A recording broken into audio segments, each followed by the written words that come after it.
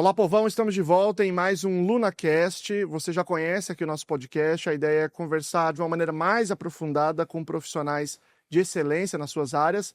E hoje, não foge à regra, estaremos com a doutora Camila Leon. Camila, muito obrigado pela presença, por aceitar o convite. Nós nos conhecemos só online, agora pessoalmente. Um prazer enorme. Vou pedir para você se apresentar, por favor. Tá bom. Bom, também estou muito feliz de estar aqui, é uma honra, né, poder conhecê-lo e colaborar um pouquinho com as nossas pesquisas. Eu sou pedagoga, psicopedagoga, mestre e doutora em distúrbios do desenvolvimento pela Universidade Presbiteriana Mackenzie. Estou fazendo o pós-doutorado em Ciências do Desenvolvimento Humano. Mudou o nome do programa, Mudou, mas eu fiquei sabendo, eu vi esses dias. é o mesmo programa e trabalho com intervenção precoce preventiva em linguagem, funções executivas, habilidades preditoras de alfabetização e alguns fatos curiosos. O primeiro, que eu sou de São José dos Campos. É, né? legal, você fica sabendo hoje. E aí acho que é um fato curioso de saber que vocês estão aqui, né? O segundo fato curioso, você sabia que a gente faz aniversário no mesmo dia? 24 de junho? Aham. Olha aí. Quando eu vi, eu falei, caraca, não acredito. Se fôssemos supersticiosos, já ia bater o signo aqui pra ver qual era a lua. E a terceira coisa que eu queria comentar é que durante parte da minha vida, quando eu atuava como professora, chegou uma época assim que eu não sabia o que eu queria, porque eu achava que estava muito difícil, né, trabalhar dentro de sala de aula, parece que não era bem aquilo. E aí eu acabei indo fazer a pós em psicopedagogia, que não é qualquer psicopedagogia, que tem o arcabouço teórico baseado em evidência. Eu tive a sorte de fazer Mackenzie e ter também professores que trabalhavam com neurociência e neuropsicologia aplicada. E aí acho que foi isso, um grande divisor de águas na minha vida, que foi me direcionando para pesquisa nessa área, com a Alessandra Seabra, com a Natália Martins Dias, e faço parte do grupo de pesquisa em neuropsicologia infantil, que é coordenado pela Lê, lá no Mackenzie. E ela é sua supervisora de pós-doc? A Alessandra, sim, lá no Mackenzie. A Nath agora ela é docente, já faz uns 5 anos, na Universidade Federal de Santa Catarina. E ela também é supervisora de mestrado, doutorado e pós-doc também. Bom, muito legal. Vamos lá, eu queria começar entendendo as pesquisas que você fez no seu processo de formação. Obviamente, vi com limitações o seu mestrado e doutorado, achei muito legal. Eu queria que você contasse um pouco primeiro do seu mestrado. Tá bom. Como é que você chegou nesse tema e como é que foi o processo, os resultados, como é que foi isso? Primeiro vou começar contando uma coisa engraçada, né, Luciano? Você também fez faculdade de educação, né? Que fez história, então assim, a nossa trajetória na área das pesquisas, na área da educação, elas não têm o embasamento teórico, o método científico das ciências biológicas e da saúde. E eu acho que esse é um grande dificultador. E por quê? Porque até então, quando eu fazia a minha graduação, até chegar na pós-graduação lato sensu, eu era considerada uma boa aluna, uma pessoa que escrevia bem. Aí eu chego para um mestrado e eu falo, meu Deus, como que eu escrevo esse tipo de ciência que é totalmente diferente do tipo de ciência que eu achava que eu produzia, né? E aí, por que eu estou contando isso? Porque eu cheguei meio que de paraquedas, colaborando no grupo de pesquisa como voluntária, para entender um pouquinho o que era produzir ciência nessa intersecção da neuropsicologia até educacional. E aí, no meu mestrado, então, eu trabalhei investigando as relações entre habilidades de linguagem oral, que são habilidades preditoras de alfabetização, e funções executivas. Naquela época, né, deixa eu pensar aqui quando que foi isso. Nós estamos em 2025, 2013 foi quando eu entrei para o mestrado. A gente já tinha algumas publicações mostrando relações, mas a gente não tinha tantos estudos brasileiros mostrando essas relações, né? Então, por mais que a gente entenda que para você adquirir as relações entre a linguagem oral e a linguagem escrita, letra e som, para ser alfabetizado, eu preciso de habilidades das funções executivas, existia essa escassez de estudos nacionais. Então, a Thalita Pazeto, a gente fez quase que meio juntas na mesma época, o mestrado e o doutorado, ela conduziu um estudo longitudinal estudando essas relações, e aí eu fiz um estudo menor numa escola particular de São Paulo, estudando então essas relações. E quais foram os resultados? Os resultados mostraram para a gente que funções executivas, pensando principalmente no controle inibitório, na memória de trabalho e na flexibilidade cognitiva, que são essas 3 funções executivas mais básicas, elas de fato elas estão relacionadas, né, correlacionadas com as habilidades de linguagem oral, como consciência fonológica, memória fonológica de curto prazo. O que a gente não conseguiu fazer, porque foi um estudo só de correlação, é determinar o que é causa e o que é consequência, né? Mas a gente viu que ambas estão relacionadas. O que isso significa? A gente fez a avaliação de crianças nos 3 níveis da educação infantil. Então, uma das coisas que a gente viu foi o efeito de série, ou seja, que as crianças mais velhas tinham melhor desenvolvimento nessas 3 habilidades em comparação com as crianças mais novas. E através dos estudos de correlação, que as habilidades estão correlacionadas, ou seja, na educação infantil, para quem é professor de educação infantil, para quem trabalha com a aprendizagem na área clínica, né? Então, psicopedagogo, fono, TO, psicomotricista, etc., que trabalha com estimulação de linguagem oral e de funções executivas, vale a pena estimular essas 2 habilidades. Então, seja no âmbito precoce preventivo ou remediativo, vale a pena estimular essas habilidades porque elas estão relacionadas. E eu vi que tudo que você está falando tem a ver com regulação emocional, que é o que você trabalhou no doutorado. Como é que foi essa pesquisa? Então, no doutorado, a gente fez um projeto multicêntrico. A Alessandra foi minha orientadora, a Nath Dias foi a minha co-orientadora, e a gente teve vários estudos, então, aninhados, né? A gente desenvolveu um programa de estimulação precoce e preventiva em habilidades de autorregulação e funções executivas.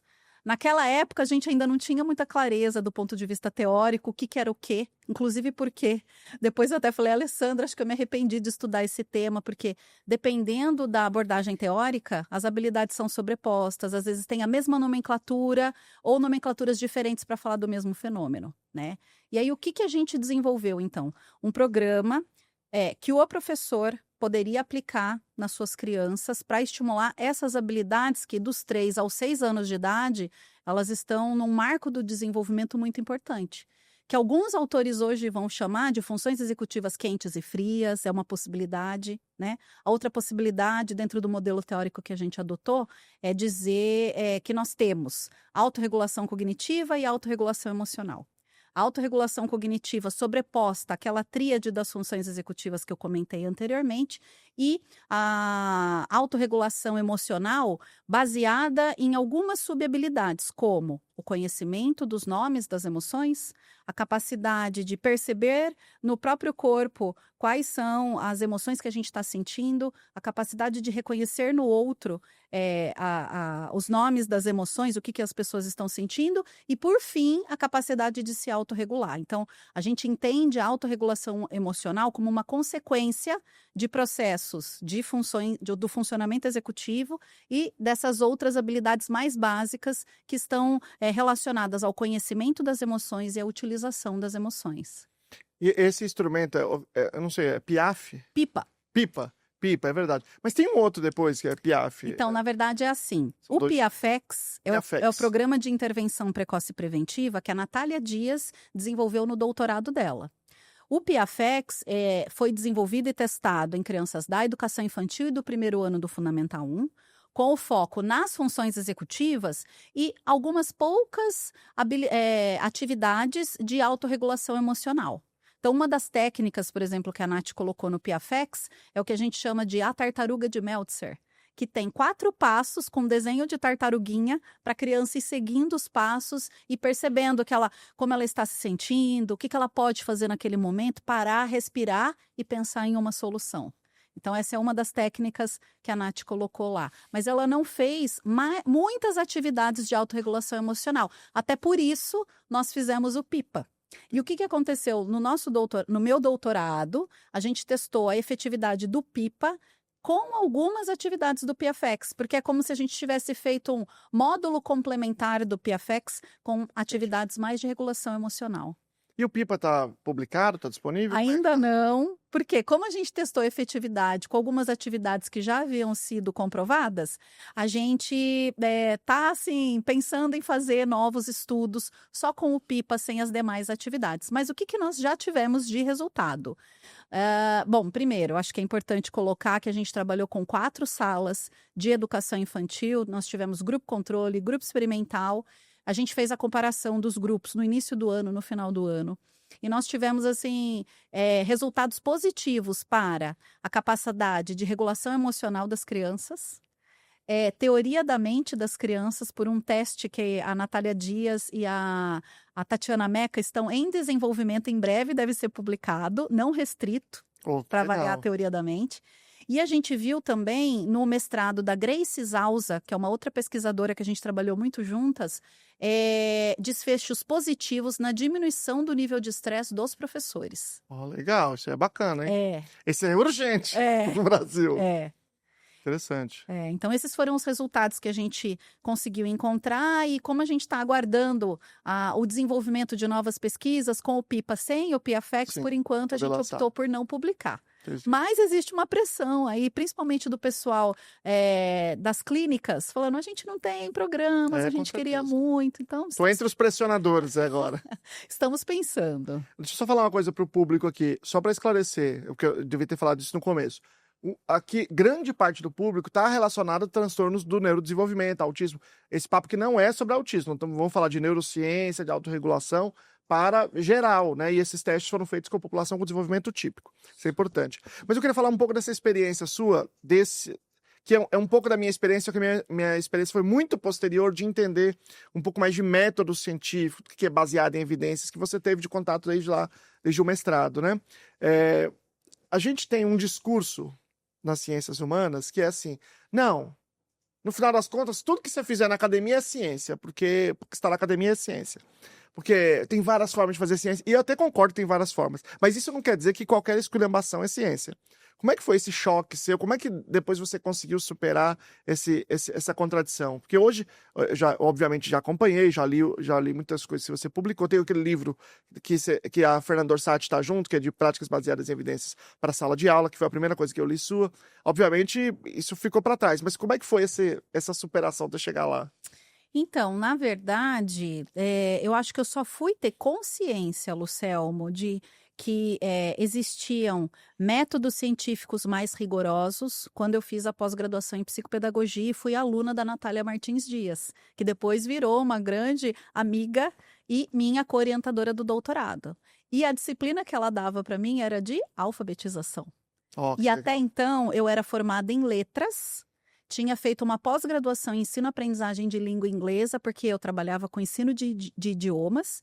E mesmo então eu sendo uma professora alfabetizadora em inglês e espanhol, por exemplo, e tendo feito letras, eu nunca tive acesso a como que o cérebro aprende a ler, se existem neurônios pré-programados para aprender a ler, que existem métodos de alfabetização que são mais eficazes. Não tinha tido acesso a nada disso. Aí quando eu fui aluna da Natália, eu fiquei assim, desculpa o termo, embasbacada de falar como que isso existe e eu tô estudando há anos e nunca ninguém me falou nada, né? E esse choque que eu tive, ele é um choque que eu que trabalho com formação de professores hoje em dia, inclusive estava semana passada num Congresso Nacional de Educação em Poços de Caldas, falando sobre alfabetização baseada em evidências e num encontro regional em Pouso Alegre, tudo ali no sul de Minas, falando sobre isso e os professores desconhecem. Sim. Então, assim, eu tive esse choque em 2011, quando eu fui aluna da Natália. Nós estamos em 2025 e as pessoas estão tendo esse choque agora. Então, assim, para mim foi um choque positivo. Em que sentido? Que eu falei, cara, isso faz muito sentido e é meu sonho poder levar isso para um número maior de pessoas. Eu lembro até, vou contar, um momento confissão, que eu, sendo aluna lá no Mackenzie, pensei, cara, eu queria tanto dar aula aqui um dia, né? E aí meus amigos, Camila, até parece, tem uma série de pré-requisitos que você nunca vai preencher, não sei o quê. Aí quando eu terminei a pós-graduação em psicopedagogia, como eu já era voluntária no grupo de pesquisa, uma aluna dedicada, enfim, a Natália falou, tem uma vaga aqui para dar aula na pós em psicopedagogia nessa disciplina de alfabetização. Você não tem interesse? Fiz o processo seletivo assim, ó, porque eu não me achava capaz ainda, e comecei a dar aula lá na pós. Que legal. Então, assim, no fundo, foi um choque positivo, que acho que culminou até no meu objetivo, assim, de vida, de poder levar isso para um número maior de pessoas. E aí, por exemplo, eu dou aula hoje em cursos livres, cursos de pós-graduação, que quando eu falo de práticas baseadas em evidência, eu mostro para eles qual é a pirâmide da hierarquia dos métodos científicos. E por que a gente vai considerar, então, que o que está no topo da pirâmide, que são as meta-análises, as revisões sistemáticas de literatura, por que elas são consideradas práticas mais confiáveis em detrimento de outros tipos de métodos que não vão conseguir generalizar resultados, por exemplo? Não passaram por essa demonstração. Eu agora, pensando aqui, né? Você teve choque, agora você está dando choque. Eu acho que a galera do Mackenzie, né? Eu chamo assim, porque aliás, é uma comunidade muito interessante, com uma relação muito grande, uma galera muito bacana, a galera do Mackenzie toda. Você, o Gabriel, a Tati Meca, a Daniela, a Quedas, né? Carolina Quedas, eu gravei com ela semana passada. A gente fez mestrado juntas. Eu vi que vocês têm uma publicação juntos, inclusive, lá. Fui lá visitar o Lattes lá primeiro, antes de entrevistá-la, né? Claro. E esse é um tema, essa coisa da educação é o que eu tento dar também, esse choque, né? Mas a minha discussão é muito mais na educação especial do que na educação de modo geral. E talvez o lugar em que esse choque é mais óbvio é no campo da alfabetização.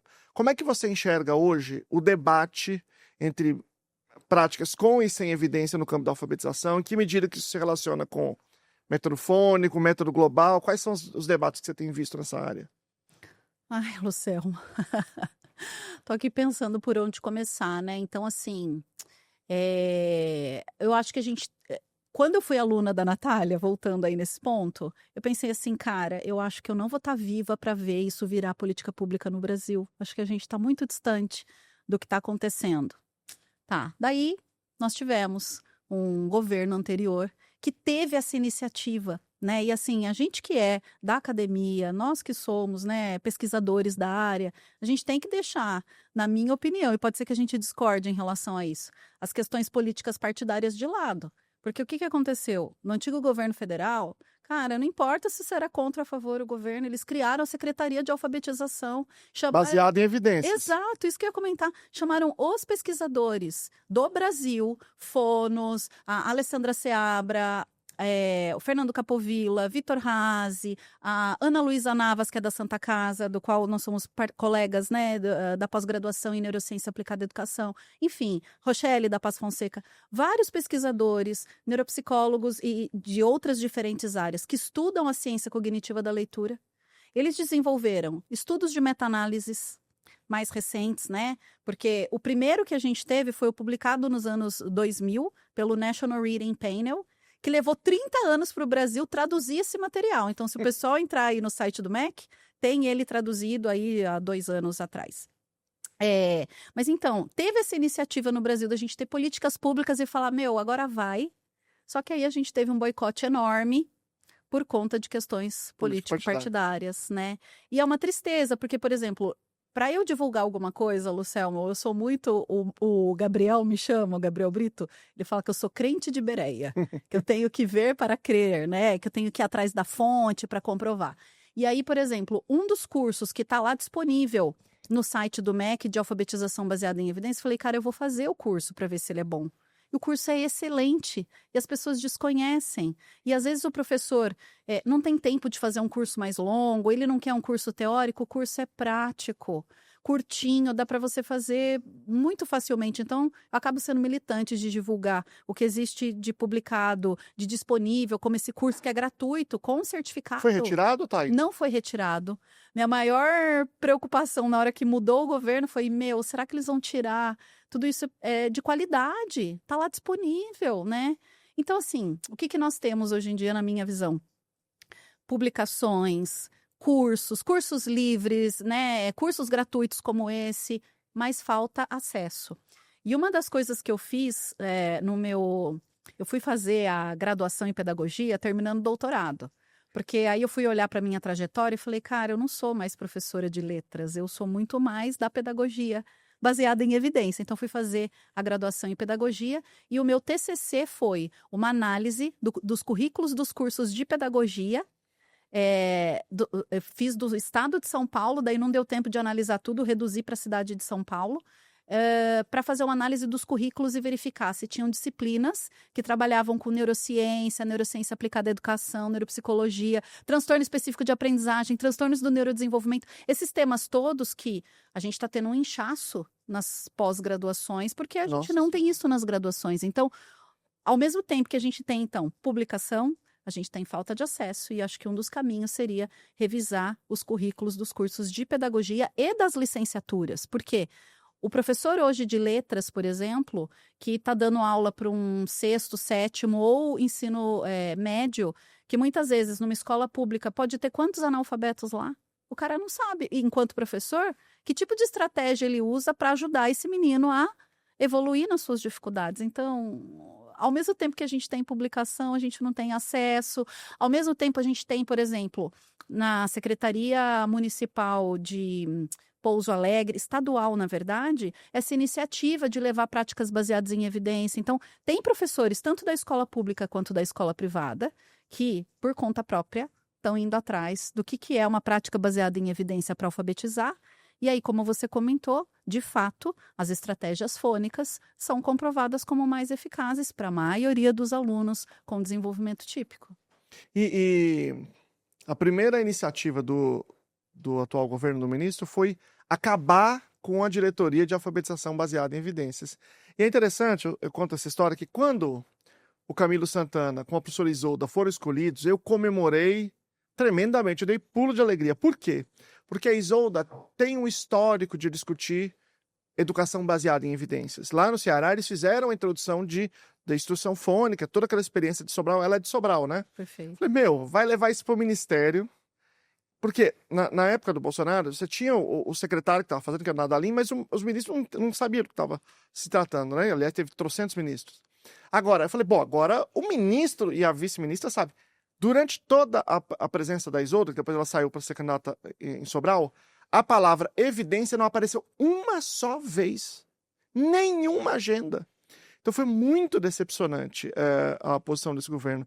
Eles fizeram, no caso do Parecer 50, eles eles exigiram que se tirasse qualquer referência à ciência do documento, senão eles não aprovariam, só homologou, depois tirou todas as referências à ciência, e teve um decreto de 2022 também de recomposição de aprendizagens. Eles refizeram o decreto para tirar qualquer referência à ciência. Foi republicado agora. Então é muito impressionante isso, né? É um cenário muito diferente do que a gente imaginava, né? Aliás, em relação a essa oposição da academia, minha pergunta é, eu entendo que tem um fator político partidário, eu concordo em gênero, número e grau com o que você falou. Eu não quero nem saber disso, meu negócio é discutir o texto, se é bom, não importa quem propôs. Se vai beneficiar um número maior de pessoas, gente... Pois é, não tem cabimento, né? Mas a minha questão é a seguinte, uma parte da academia de fato se posicionou contra porque havia uma oposição político-partidária a quem estava no poder.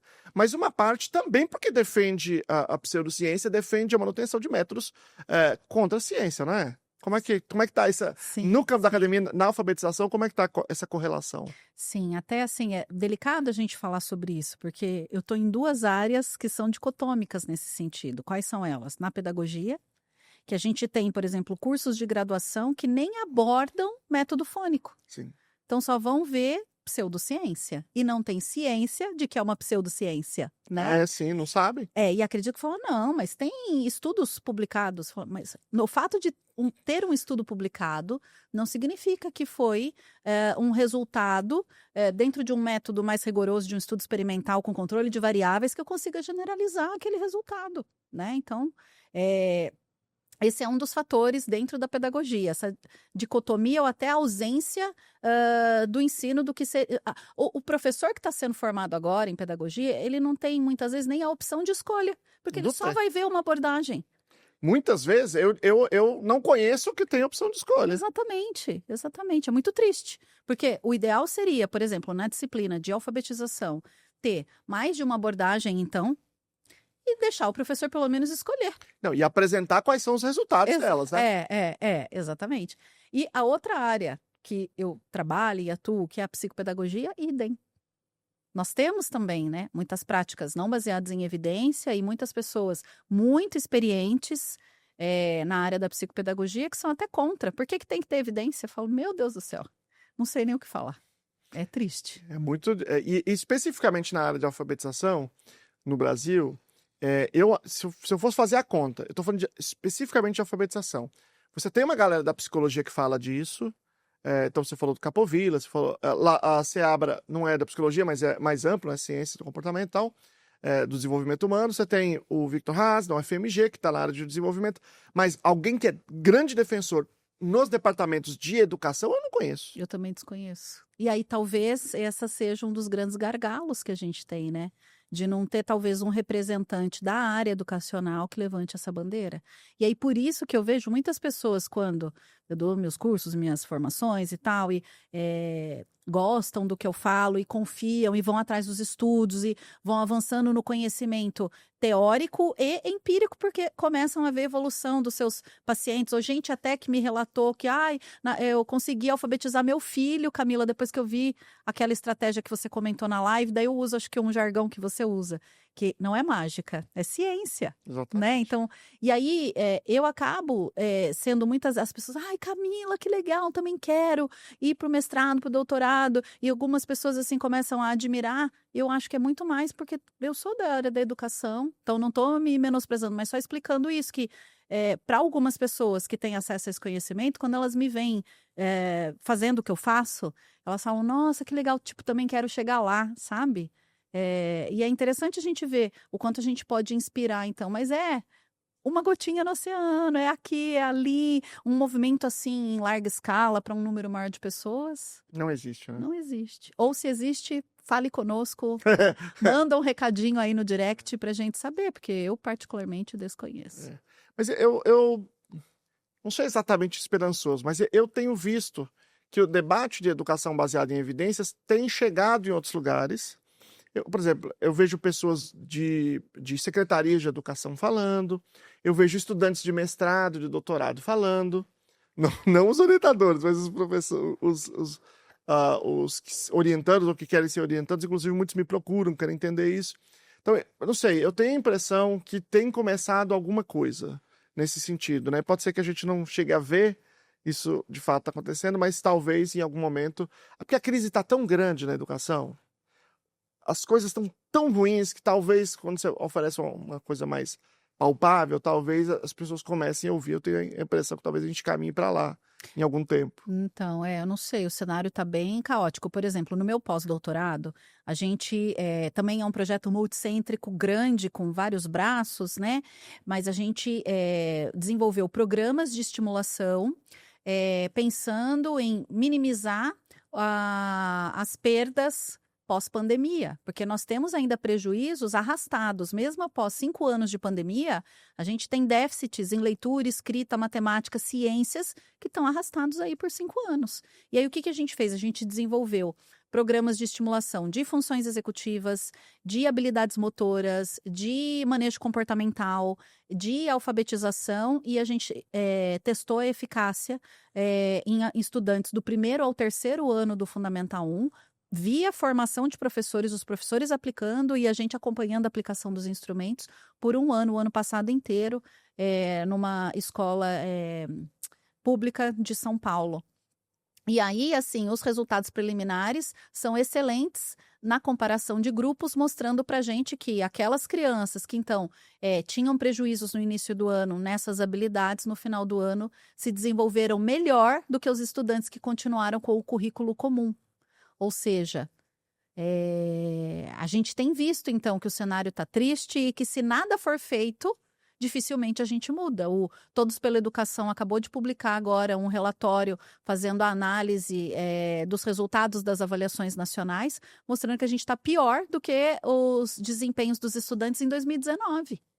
É isso mesmo. E o analfabetismo funcional, que saiu esses dias também. Então, e isso que você está falando é recomposição. É o decreto justamente de recomposição de aprendizagem que eles refizeram para tirar toda a referência à ciência. Quando você está demonstrando que se você usar a prática com evidência, funciona. Mas não importa porque o projeto é sempre ser contra a ciência. É um contrassenso. Agora você está nas duas áreas, saúde e educação. Isso é interessante, porque assim, Na pandemia, isso ficou muito claro. A pessoa publicava de manhã, dizendo que era um absurdo não comprar vacina, porque ela é a favor de evidência, e à tarde, que absurdo fazer alfabetização baseada em evidência. A mesma pessoa. Sim. Eu cansei de ver no mesmo Instagram, no mesmo dia, as incoerências. A pessoa publicava num horário, ela dizia contra a alfabetização baseada em evidências, e à tarde a favor da vacina. Mas isso é contra a favor da ciência. Então, eu acho essa contradição, você está vivendo exatamente nesse eixo, né? Como é que você pode ser a favor de ciência e contra na outra área? Não sei, Luciano, como explicar esse fenômeno, né? Eu acho que toda vez que eu dou alguma aula, no final eu falo, gente, eu espero ter plantado em vocês, por exemplo, no caso dos profissionais da área da saúde, espero ter plantado uma sementinha de formação de professores. Por quê? Quando você vai dar uma devolutiva numa escola, ou quando você vai dar uma devolutiva numa família, de que fechou o diagnóstico, ou de qual que é o tratamento mais adequado para aquele indivíduo, a gente precisa de alguém fazendo a orientação desses professores lá na escola, porque eles não sabem o que fazer. Então, uma outra possibilidade, numa visão talvez poliana da minha parte, e é o que eu tento fazer nas minhas formações, é colocar essa sementinha, porque às vezes eu já cheguei, por exemplo, a ir para muitos lugares diferentes aqui no Brasil. Eu lembro uma vez que eu fui para o norte do Brasil, lá em Rondônia, e eu dei um módulo falando sobre essas questões de alfabetização baseada em evidências, transtorno específico da aprendizagem. Aí uma pessoa veio no final, me abraçou e chorou. E ela falou assim, você sabia que eu sou a única psicopedagoga desse município que tem 5.000 habitantes, Camila? Então, que bom saber que eu posso fazer alguma coisa por esse indivíduo e que eu não vou precisar de um outro especialista nesse momento para fazer uma intervenção precoce preventiva para a gente fechar esse diagnóstico ou não. Então, assim, talvez uma via seja via empoderamento e plantando sementinhas até a gente talvez ter alguma mudança governamental que possa ser apartidária nesse sentido. Independentemente se é direita ou esquerda, tanto faz, né? Exatamente. Tem um pesquisador português chamado José Moraes, que ele trabalha muito com leitura há muitos anos, né? É uma das referências que a gente usa, e ele tem um livro que chama Alfabetização para a Democracia.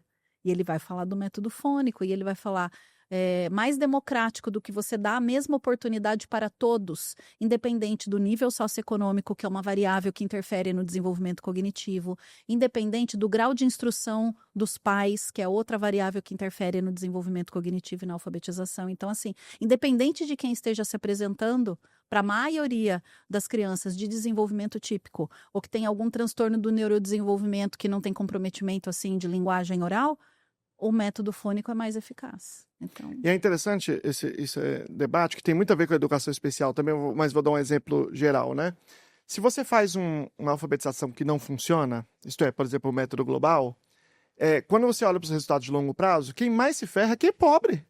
Porque quem tem dinheiro, tem um pai que está formado, ele tem a biblioteca na casa dele, tem professor particular, ele dá os seus pulos. Exatamente. Agora, quem é pobre é que se ferra, né? Exatamente. Então, na verdade...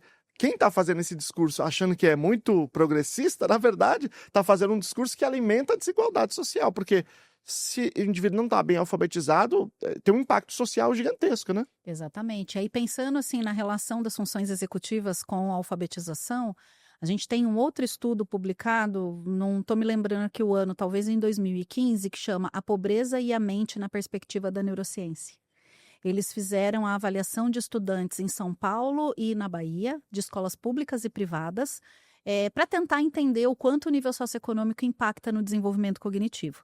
Isso já está posto pela literatura nacional e internacional, e eles comprovaram nessa amostra que, de fato, tem impacto, e eles chamam de ciclo negativo da pobreza, né? Então, o nível socioeconômico impacta no desenvolvimento cognitivo, que impacta no desempenho acadêmico, no desenvolvimento das funções executivas, que vai impactar em desfechos de vida desfavoráveis, como evasão escolar, piores empregos, pior remuneração, enfim, então, um ciclo negativo da pobreza. Só que o que esses pesquisadores fizeram? Eles fizeram a comparação de grupos de escola pública e escola privada. Dentro de cada grupo, eles estratificaram por renda. Então, assim, bom, se o nível socioeconômico impacta no desenvolvimento cognitivo, vamos ver, então, por tipo de escola, se haveria algum tipo de diferença. E aí, o que eles verificaram? Que na escola privada, tinham diferentes níveis socioeconômicos, mas o desempenho cognitivo era uma média, independente do nível socioeconômico. Entendi. A mesma coisa aconteceu na escola pública. A triste, tem uma notícia triste e uma notícia boa. A triste é que quando a gente compara o desempenho cognitivo dos estudantes da escola pública e da privada, o da privada é maior do que o da escola pública. E a boa notícia que os pesquisadores mostraram para a gente é que o nível socioeconômico, então, dentro de um mesmo ambiente, não vai ser uma variável que vai interferir nesse desenvolvimento cognitivo. Ou seja, se eu puder ter políticas públicas com práticas baseadas em evidência para todos, independente dele ser da pública ou da privada, eu consigo fazer ele ter melhores desempenhos acadêmicos e tudo que vem depois disso. Extraordinário isso, né? É.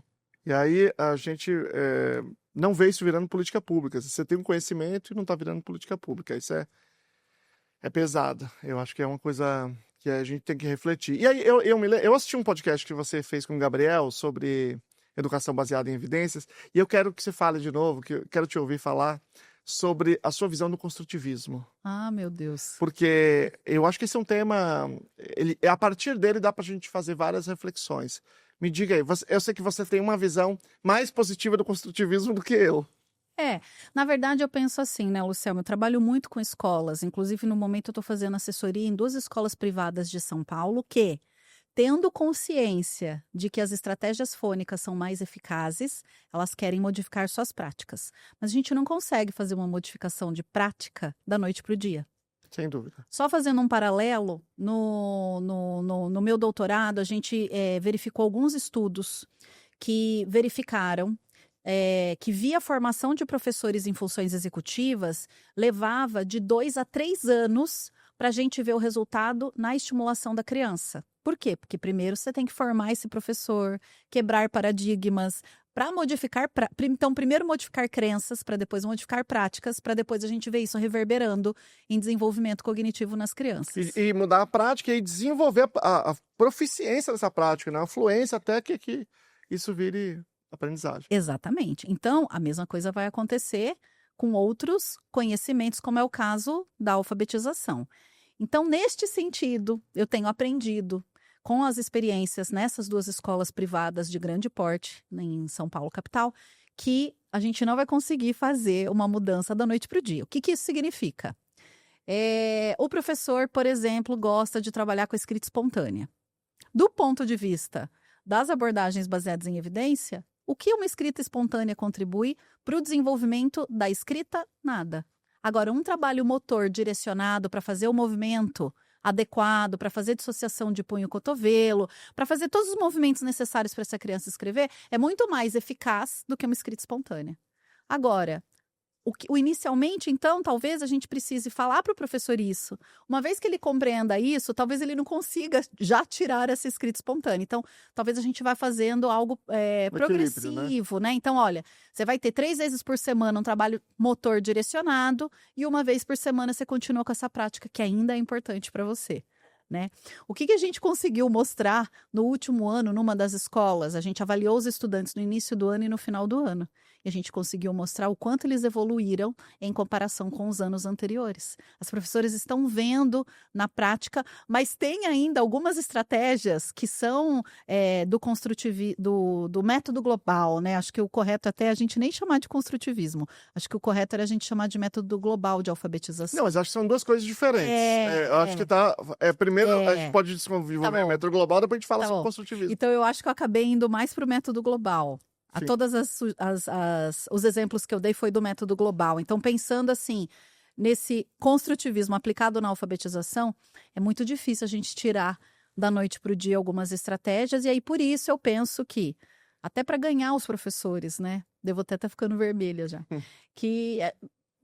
Olha, vamos trabalhar com consciência fonológica de uma maneira estruturada, mas para você é importante contar uma história antes e algumas das palavras você incorporar em práticas de consciência fonológica e depois vocês vão fazer uma vivência. Tudo bem, desde que você não tire a prática estruturada ali do meio, né? Então, acho que nesse sentido, acho que outros pesquisadores, o próprio Gabriel Brito é mais enfático do que eu. Vai dizer que não sei o quê, que não sei... Falo, Gabi, mas na realidade... nós vamos tentar trabalhar num meio de campo que, como, por exemplo, a PNA, quando foi publicada em 2019, aquela apostila que tem as orientações, não a lei, né?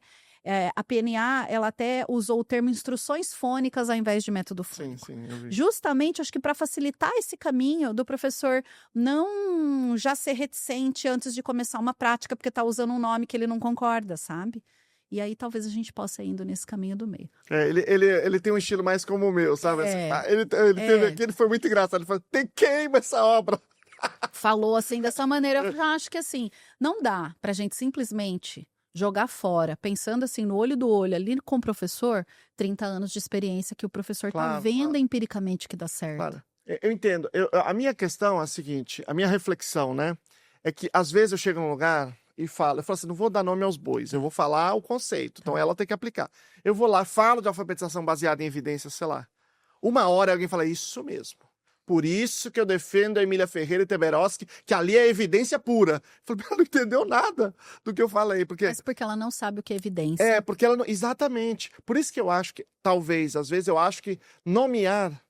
Ainda que você possa ser suave, mas eu acho que, às vezes, que nomear pode ser importante para dar esse estalo, sabe? Sim, mas é uma construção. Mesmo que você... Nomeando ou não nomeando, é uma construção. Até do que é evidência científica, né? Então, assim, hoje em dia a gente tem muitas pessoas que são influencers das redes sociais, enchendo a boca para falar evidência científica.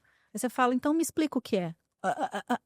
Qual é o método que tem mais rigor científico? Então, assim... Tem artigo, a pessoa fala isso. Teve uma publicação, fala onde? Qual foi o método? Teve controle de variáveis, teve grupo controle, teve grupo experimental, enfim. As pessoas não sabem, Luciano, infelizmente. É verdade. Então, assim, eu penso que a gente deve tomar cuidado, porque tem que ser uma questão progressiva. Não dá para chegar com o pé na porta, entendeu? O pé no peito, sei lá como que é aquele termo lá. Pé na porta. Com o pé na porta. Não dá, então eu tô vivendo isso na pele, entendeu? E a gente tem conseguido resultados importantes e alguns que ainda não, que estamos encaminhando. Mas sabe, eu acho que uma dica importante, quando a gente pensa em formação de professores, e assim, a gente sabe que o Brasil investe muito em capacitação de professores. Sim. Mas só você fazer uma palestra, só você fazer um curso e você não ter quem monitore a aplicação no dia a dia, não adianta. Então, toda vez que a gente fecha algum programa com alguma escola para fazer assessoria, tem que ter o acompanhamento. Então, assim, foi feita a formação, quem é que vai assistir a aula do professor para ver se ele está colocando em prática? Quem é que vai rever o planejamento do professor? Porque, às vezes, o professor entendeu na teoria, fez sentido, ele coloca no planejamento dele, mas ele não consegue ainda mudar o comportamento dele em sala de aula. Então, alguém tem que ir lá e falar, vamos fazer assim desse jeito? Vamos fazer, né? E dando essas dicas para o professor e vendo na prática como que ele consegue sair daquele jeito para um outro jeito que vai ser mais eficaz. Eu vou dar um exemplo. Numa aula que eu assisti de um grupo que está excelente, né? Teoricamente, com práticas. A professora estava ensinando o som de uma letra. E ela pediu para os estudantes falarem em voz alta palavras que começavam com aquele som. E tinha uma criança ali de primeiro ano que ele não conseguia fazer o som. Eu não lembro, acho que era a letra F, então o som era F. Ele não conseguia fazer esse movimento de boca, ele fazia S. Então ele falava sofá, achando que era fofa, por exemplo, né? Então esse som de S e F, ele confundia. E aí ele estava bem sentado na frente da carteira e assim, muito chateado. Como que ele não estava conseguindo acertar, sabe? E a Pro estava dando aula para todo mundo. Então eu falei, fulano, vem cá. E aí eu fiz com ele um atendimento individual ali, de fazer ele perceber o movimento da boca. Ele ainda não conseguiu. Na sala de aula tinha espelho, aí nós fomos para o cantinho. A hora que ele olhou para o espelho, né, tem alguns métodos fonoviso-articulatórios que vão trabalhar com essas estratégias mais multissensoriais, que ele conseguiu fazer o movimento da boca, aí ele conseguiu fazer o som. Aí no final da aula, aproviu o que eu fiz, né, ela não sabia fazer, então eu modelei para ela. Depois a gente conversou, expliquei para ela o que eu fiz, e aí mandei para ela alguns vídeos mostrando o movimento articulatório da boca, para quando for necessário ela lançar a mão desse recurso. Então é só um exemplo, então, do quanto não basta investir em formação de professores, a gente tem que ter o acompanhamento e o monitoramento, porque senão dificilmente a gente vai ver o resultado. A interpretação em geral, né, que é disseminada nas faculdades de educação, é que a Teberoski e a Emília Ferreira provaram que aquele que tinha lá a psicogenética da língua escrita, a elaboração de hipóteses, e que aquilo estava provado, de que, portanto, o melhor é o método global. Por que que esse trabalho não prova isso? Esses trabalhos não provam que isso é o melhor método? Olha, o que eu já vi a respeito do assunto, das revisões que eu já li, é que os países que até tinham políticas públicas, como os Estados Unidos, a França, esqueci o outro país, mas enfim, vários outros países já tiveram políticas públicas. Acho que a Inglaterra teve. Inglaterra, isso. Utilizando o método global, porque esse movimento, ele veio baseado, Lucelmo, na forma de ensino pelo professor. Então, se a gente for pensar no construtivismo em si, que é o aluno ser protagonista, né, do professor ser Sempre deu mediador. conteúdo significativo. Isso, exatamente. Ele veio numa época em que o ensino era muito sem até vínculo afetivo, sem saber o nome do aluno, né? A gente teve ensino agressivo por meio de palmadas, né? Eu cheguei a apanhar na Então, escola. meu marido também. E o meu marido, só abrindo um parênteses, foi diagnosticado como TDAH na vida adulta. E ele teve fracasso escolar a vida inteira. Então, ele tem vários traumas, assim, de época de escola, sabe? Em função do tipo de ensino que a gente tinha. Então, naquela época, né, década ali de 80, surge Ferreira e Teberoski com uma prática de alfabetização, vou chamar aqui de mais humanista. E aí isso foi ganhando, então, talvez, o coração das pessoas naquela época. E através da pesquisa da Emília Ferreira, que foi o doutorado dela, com estudo de caso publicado, generalizou-se, então, na área educacional que isso era mais eficaz. Só que, então, o que aconteceu? Outros países que também seguiram esses caminhos foram percebendo que em 5 anos os estudantes, ao invés de evoluírem nas práticas de leitura e escrita, eles foram piorando seus desempenhos. E aí o que esses países fizeram? Chamaram os pesquisadores que estudavam neurologicamente a aquisição de leitura e escrita, que é o que hoje a gente chama de ciência cognitiva da leitura, modificaram as políticas públicas e as estratégias de ensino e aprendizagem. Em pouco tempo, os estudantes já começaram a evoluir de novo no desempenho de leitura e escrita. E aí, o que acontece aqui no Brasil?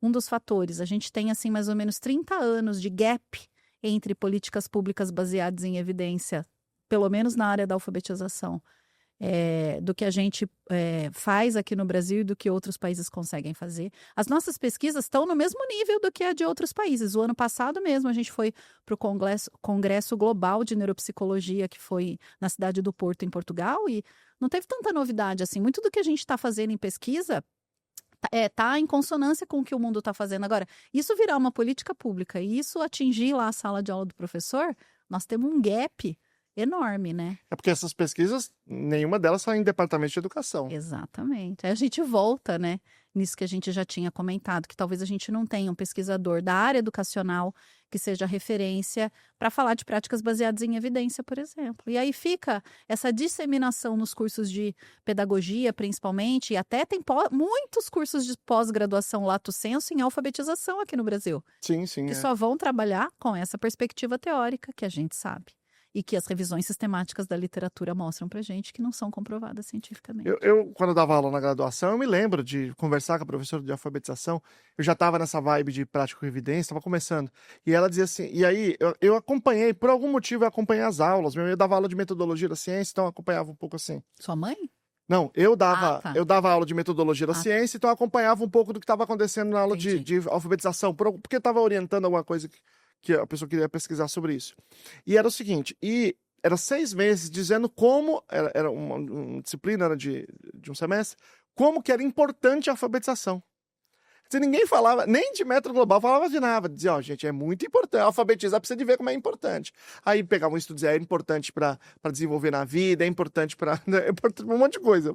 Mas como é que se faz? Técnica, método. E eu lembro de conversar com a professora, e ela dizia assim, não, Céu, não posso ensinar nenhum método, porque o método é o seguinte, cada um tem o seu. E ele parte do seu ser, do seu íntimo. Eu falava assim, mas por que se eu tenho um teste, um monte de teste, as pessoas se alfabetizam, outros não, por que eu não posso dizer que esse é melhor?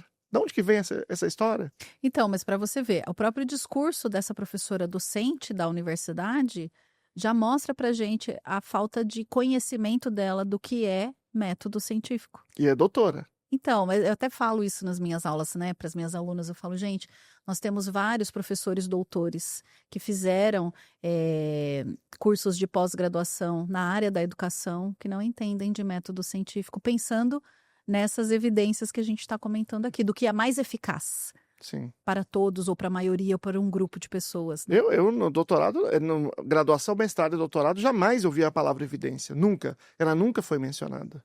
E eu fiz em uma grande universidade. Essa pessoa também era de uma grande universidade pública. É a mesma coisa. Aí, como você tem uma intersecção com a neuropsicologia, eu quero te fazer a pergunta. Eu orientei uma vez um mestrado de uma pessoa, ela era do Paraná. A gente fez formação de professores. E ela me procurou, ela já estava no mestrado num certo ponto, estava com problema com o orientador e tal. E ela me procurou, falou, professor, você pode me ajudar? Eu falei, vamos conversar. E ela começou a conversa assim, professor, é o seguinte, estou querendo fazer essa história aqui, treinar professores para fazer adaptação de provas. Mas eu sei que a aprendizagem não se mensura. Eu falei, não, peraí, para de falar. Quem te falou isso? Então, essa crença assim, que existe tão forte, como é que você vê essa crença que é tão alastrada na educação? Então, na verdade, a gente tem várias crenças erradas, né, na área educacional e pegando, então, talvez gancho na neurociência aplicada à educação, a gente tem até livros publicados por alguns pesquisadores da Unifesp que vão falar sobre os neuromitos. O próprio termo neuromito é algo que o professor ou os profissionais da área da educação desconhecem, né? Sim, sim. Que muitas vezes até teve alguma pesquisa científica robusta, mas talvez alguém pode ter ido deturpando, tentando tornar aquilo tão fácil e tão acessível que foi virando uma inverdade. Boné velho. Né? Então, assim, tem até questionários mostrando o quanto profissionais da área da educação acreditam em neuromitos. Então, como eles não têm disciplinas falando de cérebro, de desenvolvimento neurológico, aí podemos pegar a neuropsicologia também, o quanto ela poderia, né, ser uma disciplina nos cursos de graduação e nas licenciaturas, em geral, para falar o que são habilidades cognitivas, como elas se desenvolvem, marcos do desenvolvimento. Como são mensuradas. Isso que eu ia comentar agora. Instrumentos de avaliação não restritos, estratégias de intervenção comprovadas cientificamente, né? Enfim, a gente precisava ter disciplinas falando um pouco mais disso e um pouco mais dessa intersecção. Quem tem tentado fazer isso aqui no Brasil é o Roberto Lente, com o Rede Ciência para a Educação. Ele brinca até com uma analogia que você vai gostar, que ele fala assim, chegou a hora de conectar a Neurolândia com a Educópolis. Precisamos ter práticas mais, o que ele chama de translacionais, né?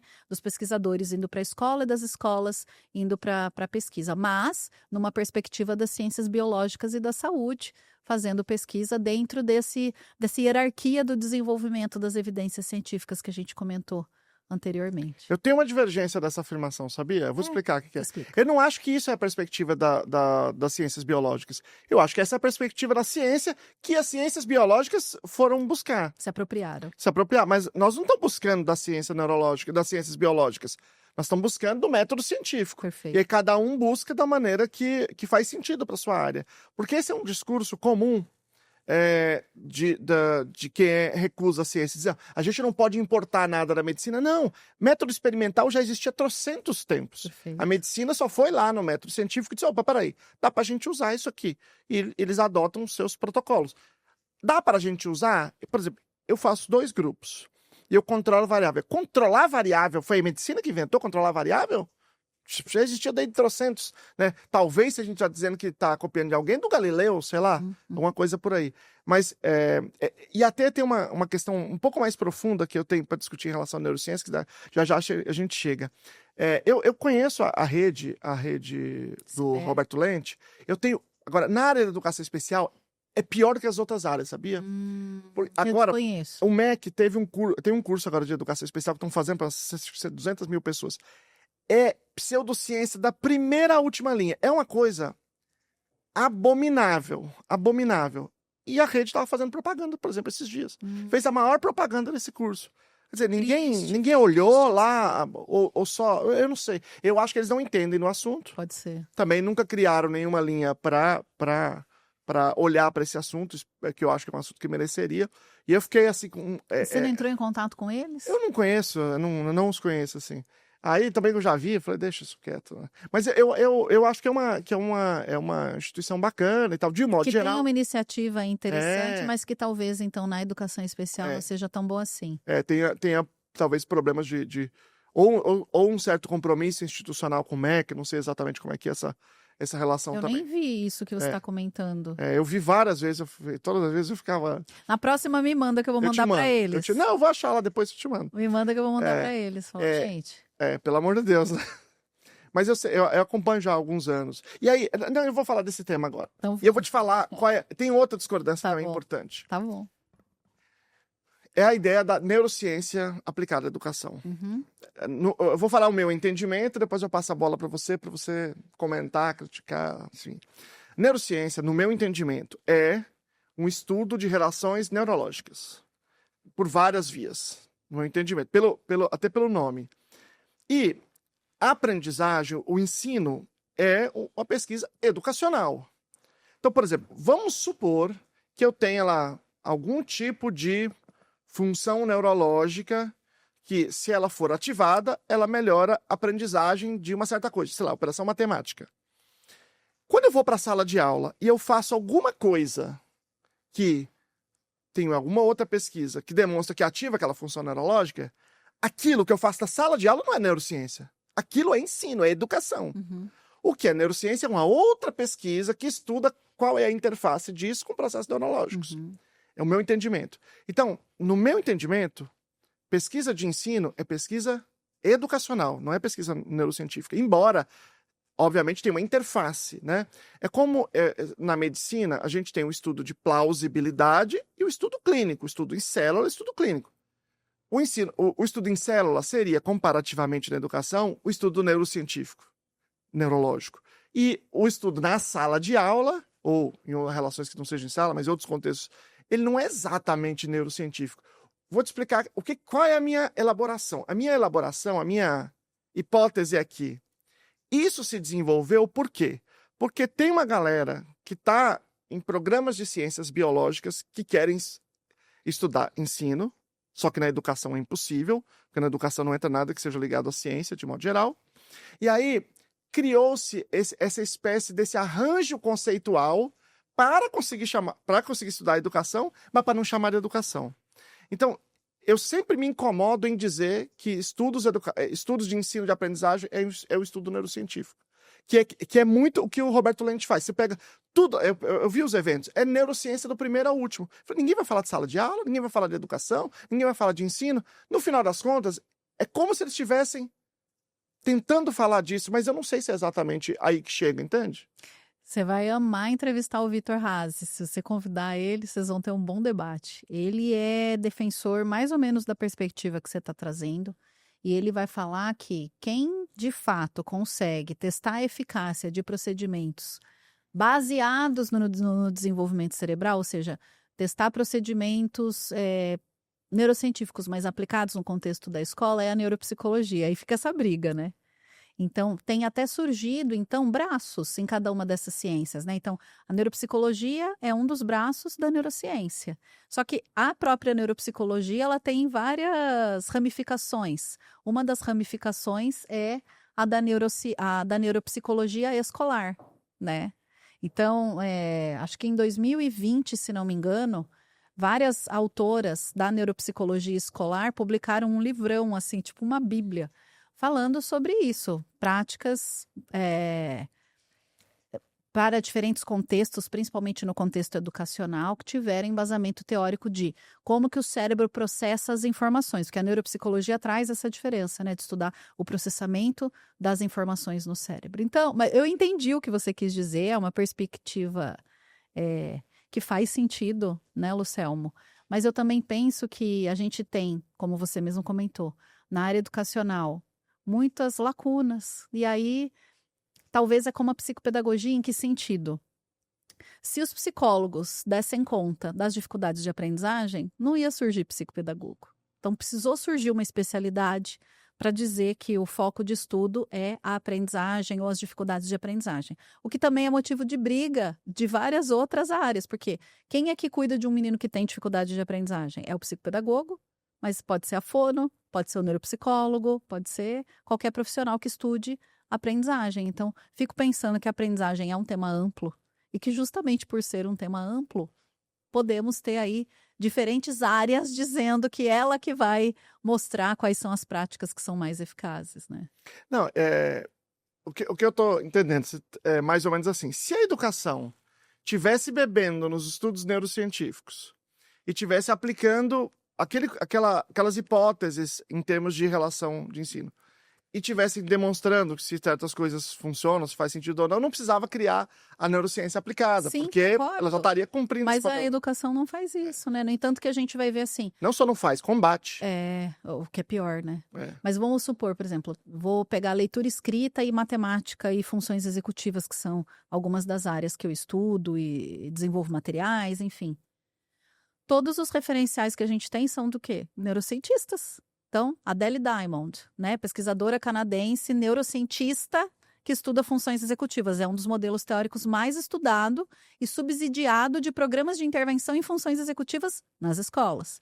Estudos de revisão sistemática que comprovaram estratégias mais eficazes para estimular funções executivas, incluindo os currículos escolares. De quem? Do grupo de pesquisa da professora Adele Diamond, que pesquisa isso há 30 anos, neurocientista.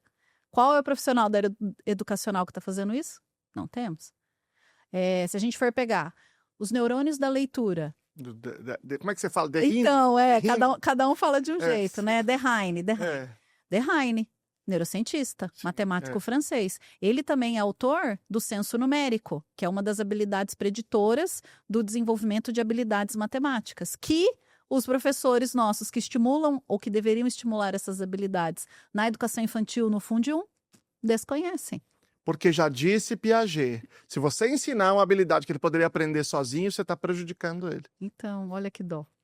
Então, assim, então, apesar a gente pode até concordar com as suas hipóteses e angústias, mas a gente não vai resolver. Sim.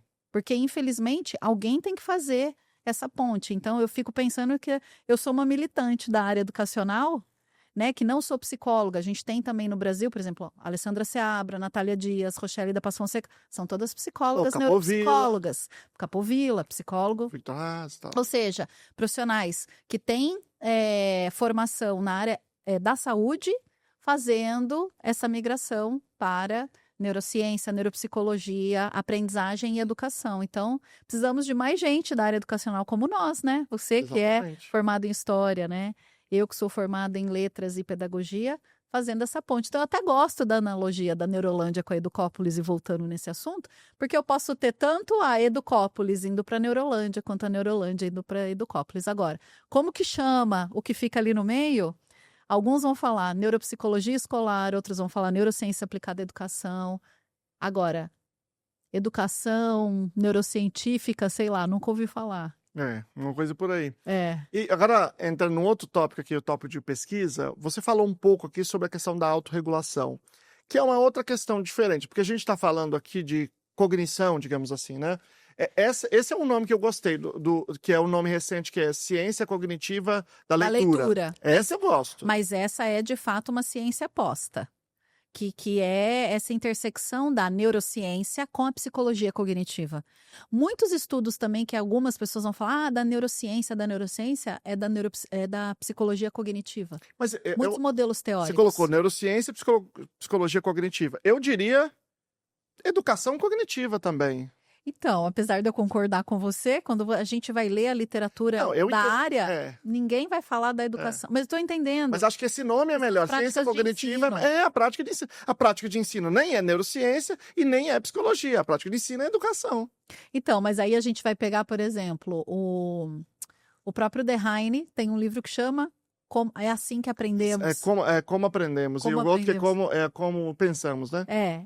Que ele vai falar, por exemplo, daquelas 4 bases do aprendizado, né? Que vão impactar em estratégias de ensino. Então, mas aí é como o indivíduo aprende. E como é que a gente estuda? Eu entendo que isso impacta, mas como a gente ensina? Não, mas ele vai falar também. Não, eu sei, mas estou dizendo pelo título. Do erro, se tem que repetir ou não. Então, assim, quais são as estratégias que vão ser mais eficazes para o ensino e para a aprendizagem, independente do conteúdo, né? Se é uma aula de história, ciências ou matemática. Então, por exemplo, ele é um neurocientista que fala disso. Agora, quantos educadores... falam nisso? Inclusive, esses estudos que você falou de neuromitos que os professores acreditam, não é só no Brasil, fora também. Eles acreditam muito. A história por exemplo, estilos de aprendizagem, um dos mais famosos, né? O hemisfério direito e esquerdo, qual que é o predominante? Razão. Razão e emoção. E um dos estudos que vão falar sobre esses neuromitos é uma notícia triste. Que as pessoas que mais acreditam nos neuromitos não são aquelas que não fizeram nenhum curso, mas são aquelas que fizeram algum curso de neurociência aplicada. Que louco, isso eu não sabia.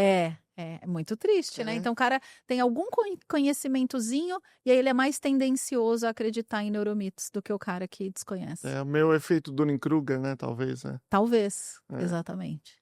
Uma coisa por aí, isso é triste. É. Mas o que eu ia falar de regulação emocional. Sim. Eu queria que você falasse um pouco mais disso. Qual é o papel na sala de aula? Nós temos muitos problemas na sala de aula, esses problemas vêm de variada origem. Qual é o papel específico do problema da falta de regulação emocional e que medida que a autorregulação pode apoiar nesse sentido? Bom, a falta de regulação emocional vai impactar num cérebro que não está predisposto ali no momento para aprender, né? Porque um sistema límbico altamente ativado não ativa, por exemplo, o córtex pré-frontal. Então, como que o menino vai parar para prestar atenção e fazer alguma coisa, seguir uma orientação, se ele está emocionalmente desregulado?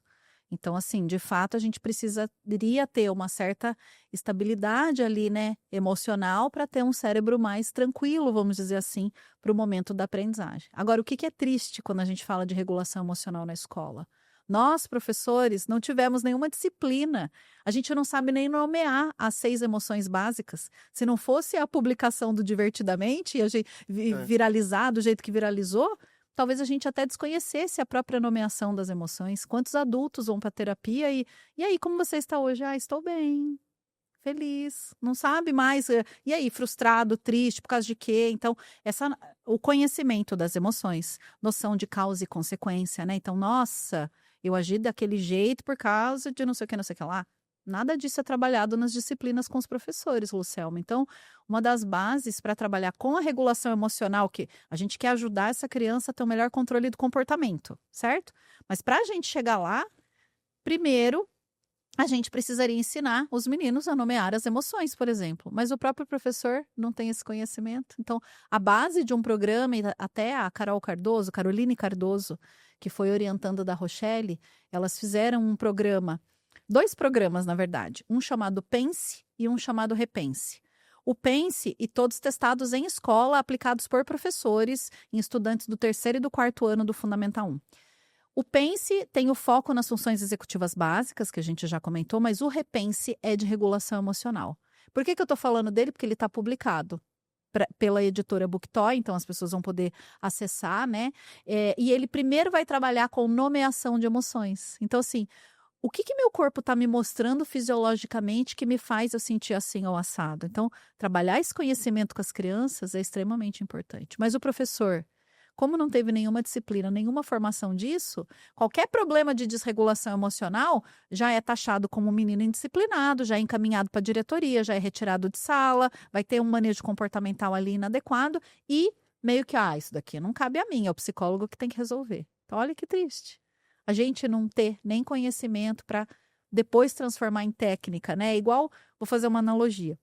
A gente pensando como que professores poderiam melhor ajudar estudantes que têm algum diagnóstico em sala de aula. Primeiro, conhecendo aquela condição clínica.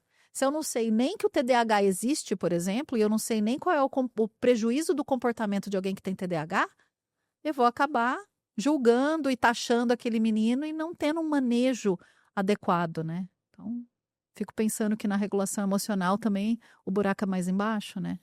Antes de eu continuar a pergunta, eu gosto de... Hoje eu tô comentando mais do que eu comento normalmente. Imagina. Mais que você fala de algumas coisas que eu acho que são interessantes, né? Na política de 2008, não sei se você já leu, Política de Educação Especial, tem um caderno principal e tem um outro caderno que é o fascículo que chama Escola Comum Inclusiva. Eles falam lá que os professores não devem se especializar, não devem ter nenhum saber especializado.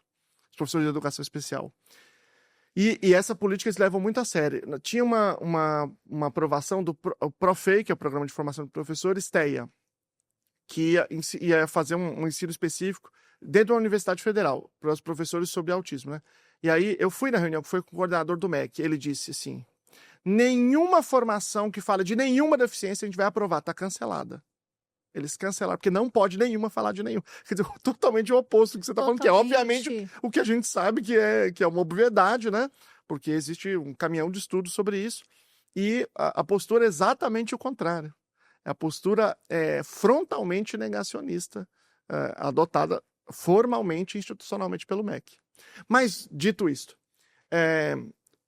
se a gente vai pensar em termos de regulação emocional, a gente tem variados aspectos. Então, eu vou dar exemplo. A gente tem um aspecto físico da escola, então a escola que parece uma prisão, um lugar quente, um lugar não sei o quê, com 40 alunos, etc. e tal. Temos uma questão profissional, isso aqui diz respeito a como o professor gerencia aquele processo, o quanto de formação ele tem, o quanto de tempo que ele tem para elaborar. Quais são, entre esses fatores, quais são os fatores mais... Tem outros também, tem a ver com a história, essa criança na casa dela, o que ela vive. Qual é o peso de todos esses fatores para a gente pensar em termos de regulação emocional? Onde que estão os pontos que a gente tinha que apertar para a gente ter um desenvolvimento melhor disso? Na verdade, o ideal seria a gente olhar para todos eles, mas aí cada escola é uma escola, cada escola vai ter um contexto e às vezes vão ter limitações. Eu fico pensando muito na nossa coleta de doutorado e nas dificuldades que a gente tinha. Vou te dar um exemplo. Pensando em estrutura de escola e até de equipe mesmo. Na escola que a gente trabalhou, os professores tinham, os alunos tinham... A escola tinha 3 turnos, não eram 2 turnos, não era manhã e tarde, era assim.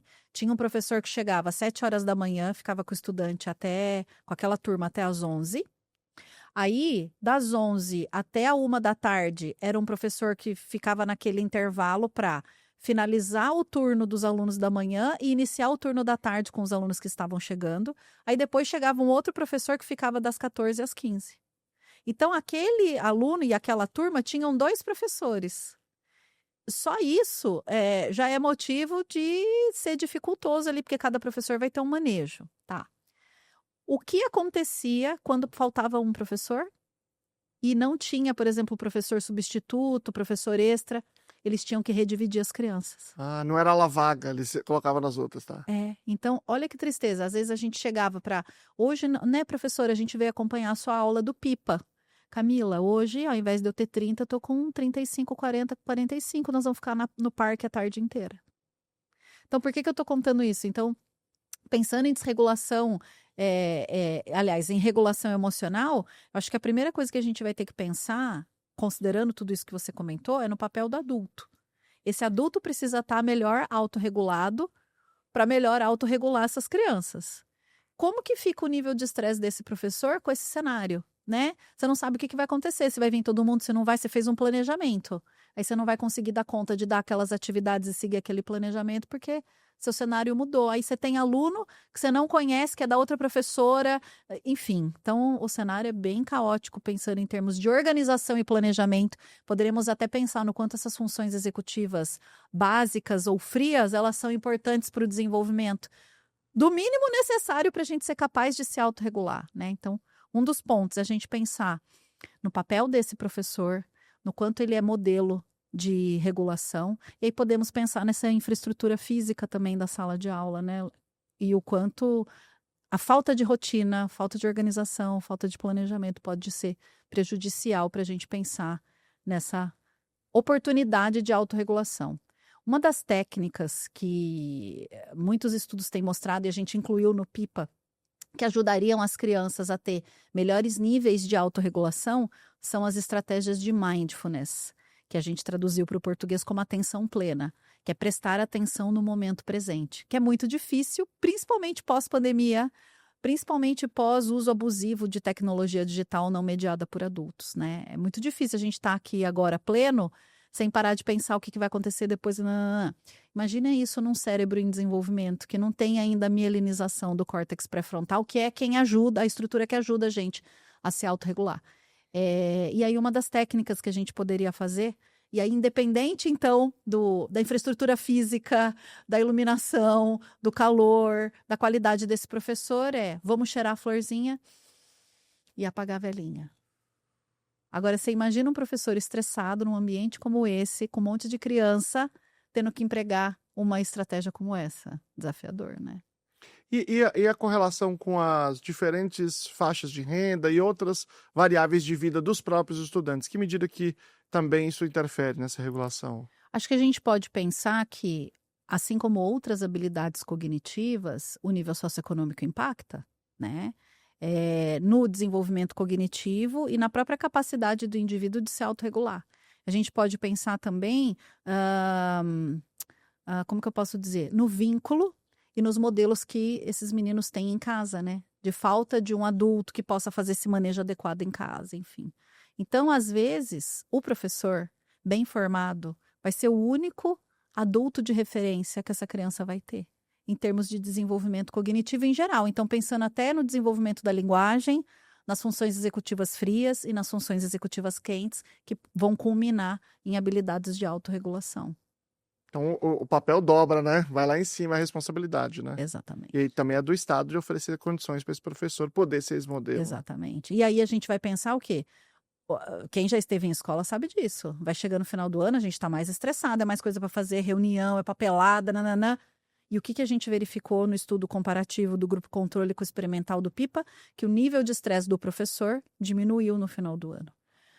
Uma das evidências que a gente tem, então, é que vai dar mais trabalho no início da implementação das estratégias para o próprio professor, né? Porque ele queria ir lá e dar a aula dele, dar a atividade que ele planejou e tal. Mas ele vai ter que parar e fazer uma técnica, por exemplo, de autorregulação, como essa de cheirar a florzinha, apagar a velhinha, por exemplo, em crianças da educação infantil. Vai gastar um tempo ali da aula dele com isso, mas aí o professor começa a entender que esse tempo que ele gasta, ele está investindo, na verdade, para as crianças serem mais autônomas nesse sentido e dependerem menos dele para fazer essa mediação de autorregulação, né? E foi o que a gente viu no final do ano, essas crianças, então, mais tranquilas, mais autorreguladas, mais entendendo causa e consequência de comportamento, menos impulsivas, menos reativas, né? Com maior regulação emocional. Mas é um trabalho de formiguinha que tem que acontecer ali no Mas que início depois do ano. incorpora na rotina do professor, fica mais fácil, né? Mas aí o que a gente viu, a gente teve professoras que, Camila, eu não acreditava muito nisso daí, não. E no final das contas falou, agora que acabou o programa, nós vamos continuar colocando isso em prática, né? Algumas até pouco tempo mandavam mensagem falando, a gente continua colocando essas estratégias em prática porque a gente viu que dá certo. E outros professores que boicotaram o projeto, tem várias dificuldades de fazer pesquisa em qualquer lugar, no Brasil não seria diferente, né? Desde escolas que, não, vocês são do Mackenzie, é instituição privada, não vai fazer pesquisa aqui na escola pública, não sei o quê. E a gente quer ajudar. E o que a gente fez depois, né?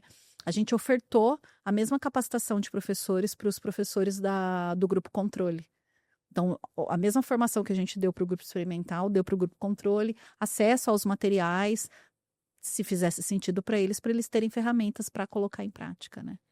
E isso é uma coisa muito ideológica, né? Na seção da universidade privada, daí que diferença que isso faz? Não pode fazer pesquisa aqui, a gente, tá bom, obrigado. Mas aí não pôde fazer na rede pública nesse lugar mesmo? Então, assim, o quanto é difícil fazer pesquisa no Brasil, esse é o X da questão, né? Sim. Porque você tenta uma escola e você não consegue, você tenta outra. Teve uma escola que eu lembro que era perto de casa na época, que a gente tinha conseguido todos os sims de todo mundo.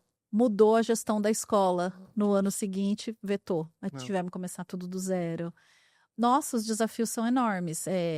Greve no meio do ano, ausência do professor, ausência de criança, uma série de questões. E essas autorizações, a gente pode falar um pouco disso, que eu acho que é bem legal. Eu fiz pesquisa com professores de educação especial. Só que como eram todos professores da rede, eu fui direto para a secretaria. Nesse caso, na escola, vocês vão para a secretaria ou vão para a escola para pedir autorização? A gente foi direto para as escolas. E aí as escolas conversavam com os gestores e viam até que nível que tinha que ir para conseguir ter autorização. Não sei se isso difere do município para o estado, de região para região, não sei dizer qual é o poder de decisão que as escolas têm para dizer o sim ou o não. E aí dependia dos diretores, né, basicamente, né? Isso. E aí eles que davam O aval. O aval, né? É. E aí né, você tem que também... O que é o problema? Você tem também que convencer o professor, porque o professor é estável. Exatamente. Ele é concursado. Se ele disser não, como é que você vai obrigar ele a fazer? Não, e aí tem um detalhe, que assim, a gente sabe que o ideal seria fazer uma pesquisa experimental randomizada. Sim. Como fazer isso aqui no Brasil? Não dá. Então, a gente acabou tendo uma amostra por conveniência. Então, conversando ali com o diretor, quais professores vocês acham que aceitariam fazer a pesquisa, quais você já sabe que não vai. Aí eles entravam como grupo controle. Entendi. Então, infelizmente, o convite é feito para todos, mas meio que a gente já sabia. Não deu para fazer uma distribuição, né? Um sorteio, uma randomização. Esse é um pepino, infelizmente. Né? Difícil. Não sei quem consegue fazer assim aqui no Brasil. Eu acho que... a não ser que seja institucional, eu duvido. É. Eu nunca vi, pelo menos, né? E o governo que poderia fazer tranquilamente isso, não faz. Vão aprovar a aprovação automática, né? Tá bom, pega metade, randomiza, pega metade, faz isso, metade não faz, daqui a pouco você decide. Não, faz pra todo mundo que eu não tô nem aí com isso tudo. A gente fez a discussão no Parecer 50, né?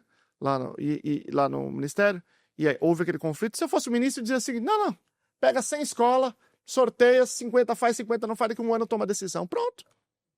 Ele não se queimava com ninguém. Disse, não, o que for melhor, toma a decisão. Pô, ele manda no CNPq, lá na CAPES, manda fazer. Acabou, não tinha dificuldade nenhuma. Mas talvez não seja tão fácil assim, né? Não, eu acho que é fácil. Eu acho que o problema é o compromisso de que não pode fazer ciência, de que ciência é do mal, ciência é elitista, a questão ciência é positivista, ciência é... Tralá, todas essas outras coisas que a gente sabe, né? Funções executivas. Você falou várias vezes que tem quentes, frias, né? Que tem esse conceito. O que são quentes?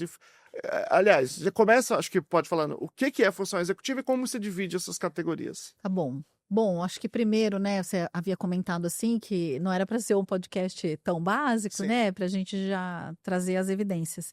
E é muito difícil definir funções executivas porque a gente tem algumas revisões da literatura que mostraram que a gente tem mais de 30 diferentes definições e mais de 40 diferentes modelos teóricos. Então, por exemplo, falar de quentes e frias é um modelo teórico. Eu falei hoje na Dell Diamond, é outro modelo teórico. Então, a gente tem diferentes modelos teóricos. Mas, de uma maneira geral, as funções executivas são um conjunto de habilidades cognitivas que vão nos ajudar a se organizar, se planejar, se autorregular para atingir objetivos na vida. E aí, quais são elas, né? É isso que vai mudar de modelo teórico para modelo teórico. Esse modelo teórico de quentes e frias foi um pesquisador chamado Philip Zelazzo que definiu a partir de estudos fazendo escaneamento cerebral de pacientes neurológicos por meio de tarefas de recompensa.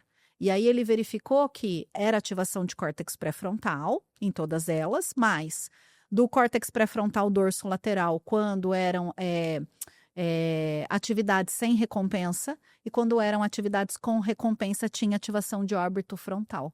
Então, quanto mais associada à recompensa, mais subcortical é a ativação, e é isso que ele chamou de funções executivas quentes, porque tinha uma ativação mais emocional, motivacional.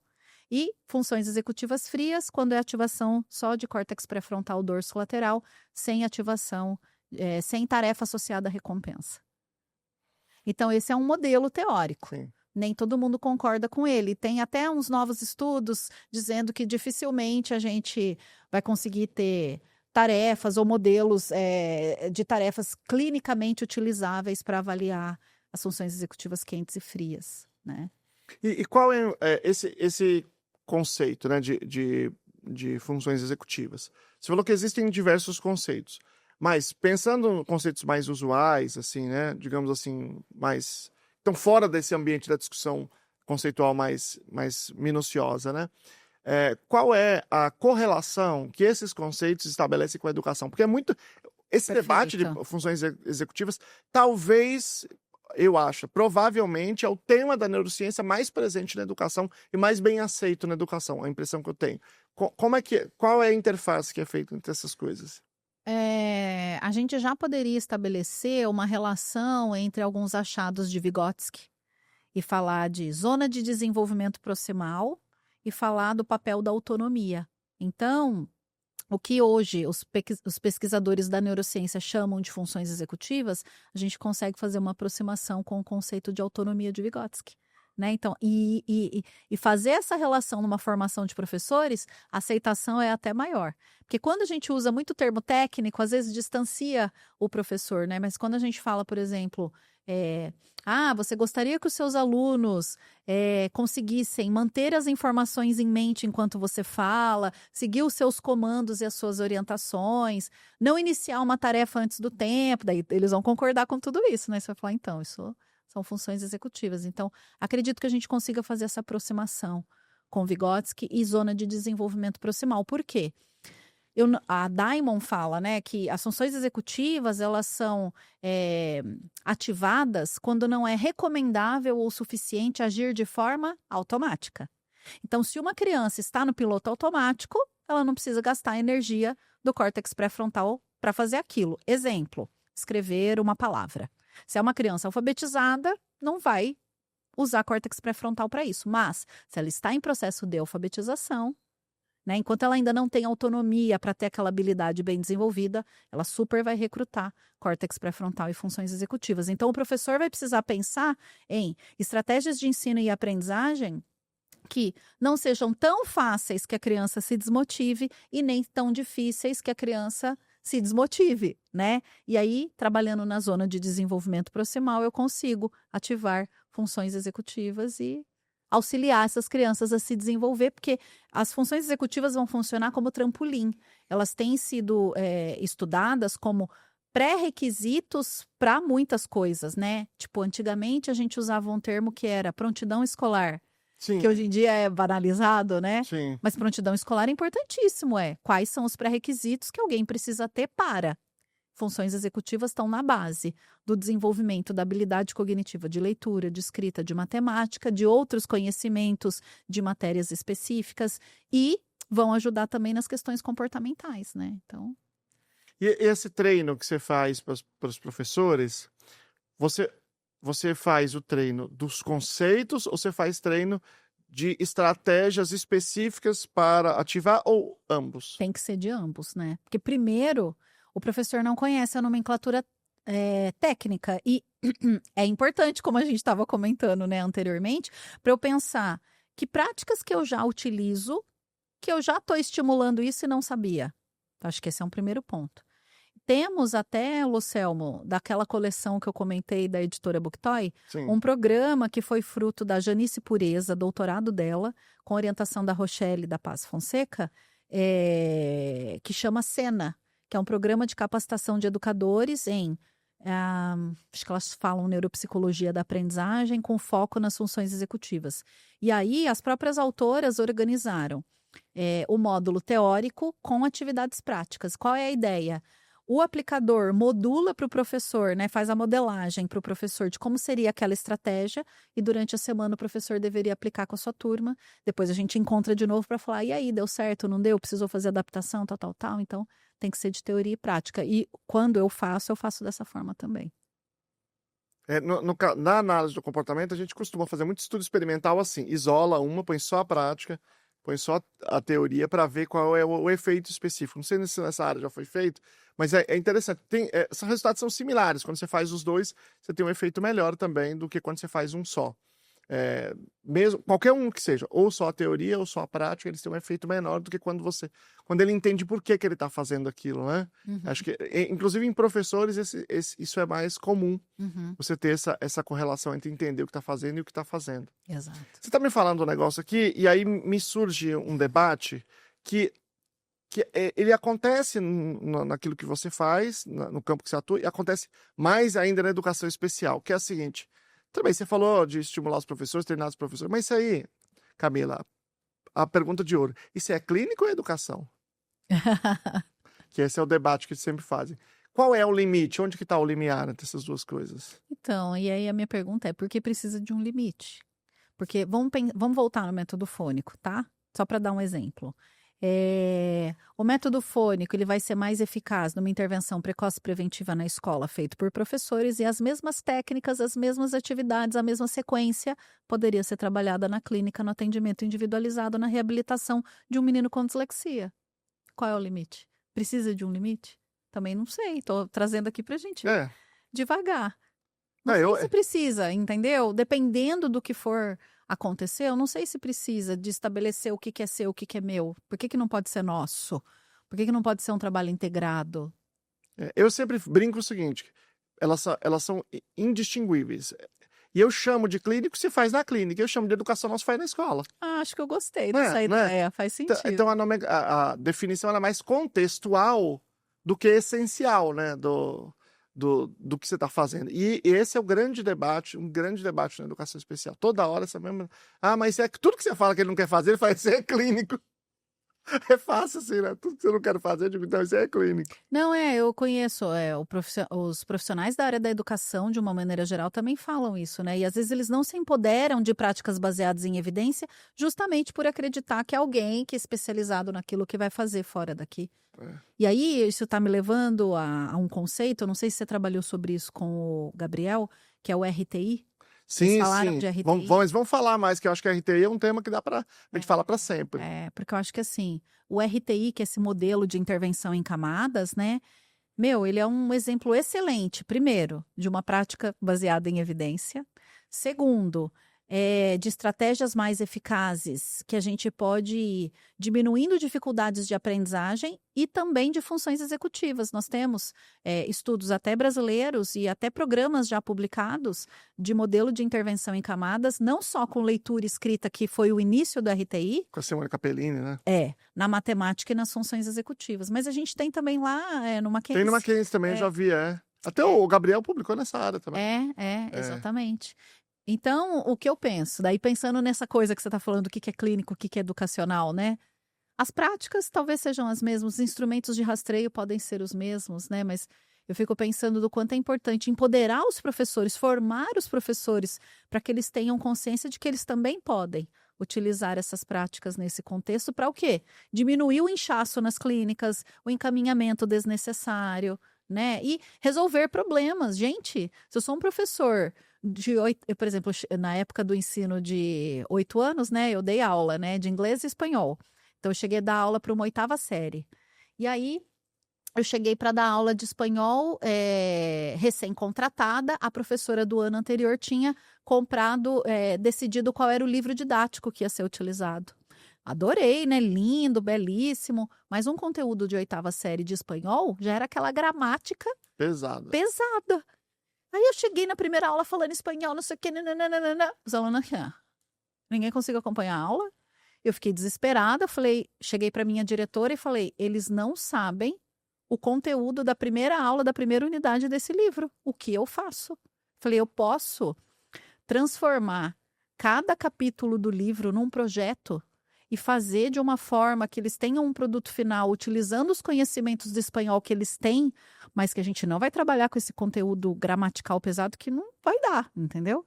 Ela autorizou. Cara, nós fizemos um projeto belíssimo. Então, uma pedagogia baseada em projetos, mas pensando na adaptação das habilidades que eles conseguiriam resolvendo um problema, porque imagina, se eu tivesse que trabalhar com aquilo, não sei o que eu ia fazer. Mas você usou, infelizmente é muito comum na escola, né? Tanto que o inglês tem essa brincadeira, que o inglês todo ano é verbo to be. To be, porque ele nem sabe que chama to be. Tem uma coisa muito engraçada, porque eu fui aprender inglês depois de velho já, né? Porque eu passei, juro pra você, o que eu vou falar não é mentira, tá? Eu aprendi verbo to be do 6º ano, da 5ª série na época, né? Até o 3º colegial. Depois, eu sempre ouvi o seguinte, verbo to be é ser e estar. Então eu lembro de ver um texto e eu disse assim, não, toda vez que tiver to é ser, toda vez que tiver be é estar. E eu falei, tem tanto ser aqui nesse texto. Oh, meu Deus. Porque nunca um professor explicou que não era isso. Uhum. Eu achava que... Bom, porque veja, verbo ser e estar. To be, eu achei que to era ser e be era estar. Foi lógico, né? Pra mim era lógico. Oh, meu Deus. Olha, 8 anos estudando isso. Que negócio, é um negócio bizarro, né? Bizarro. E esse eu acho até um caso engraçado, porque é um tema que de vez em quando eu penso sobre ele, embora não estude muito, que é o seguinte, o fato da dificuldade de a gente estudar isso. Porque, por exemplo, se ninguém sai falando inglês, nem um pouquinho da escola, eu nunca vi, pode ser que tenha, mas eu nunca vi, do 3º colegial, tem alguma coisa errada, certo? E... No entanto, o que a gente faz para a gente saber que tem evidência, já que a gente não tem produzido isso? Muito, né? A gente gente olha para a literatura americana. Só que eles não fazem ensino de segunda língua, né? E mesmo que fizesse, seria de outro idioma, que já complica tudo. Como é que a gente faz? Como é que a gente faz quando a gente não tem estudo americano? É um problema, né? É igual a psicopedagogia. Como é que você vai olhar para o estudo americano? Lá não existe psicopedagogia. Exato. Você tem que olhar para outra literatura para entender. Exato. Eu acho que esse trabalho de olhar para a literatura internacional em alguns campos é muito difícil, é bem desafiador, né? Sim. Vai ter que pensar na aquisição de um segundo idioma e quais são as estratégias mais eficazes, né? E aí, talvez a gente produzir pesquisa, olhar para outros países, né? Que tem segundo idioma, sei lá, Europa, alguns lugares tem algumas coisas, né? Sim. Eu acho que aí, eu acho que a gente pode voltar, depois eu quero perguntar uma coisa sobre isso. Tô pensando muitas coisas aqui. Mas, como esse tema é muito avançado, eu queria que você explicasse o que é RTI. Tá bom, que eu também vou e volto e saio, enfim.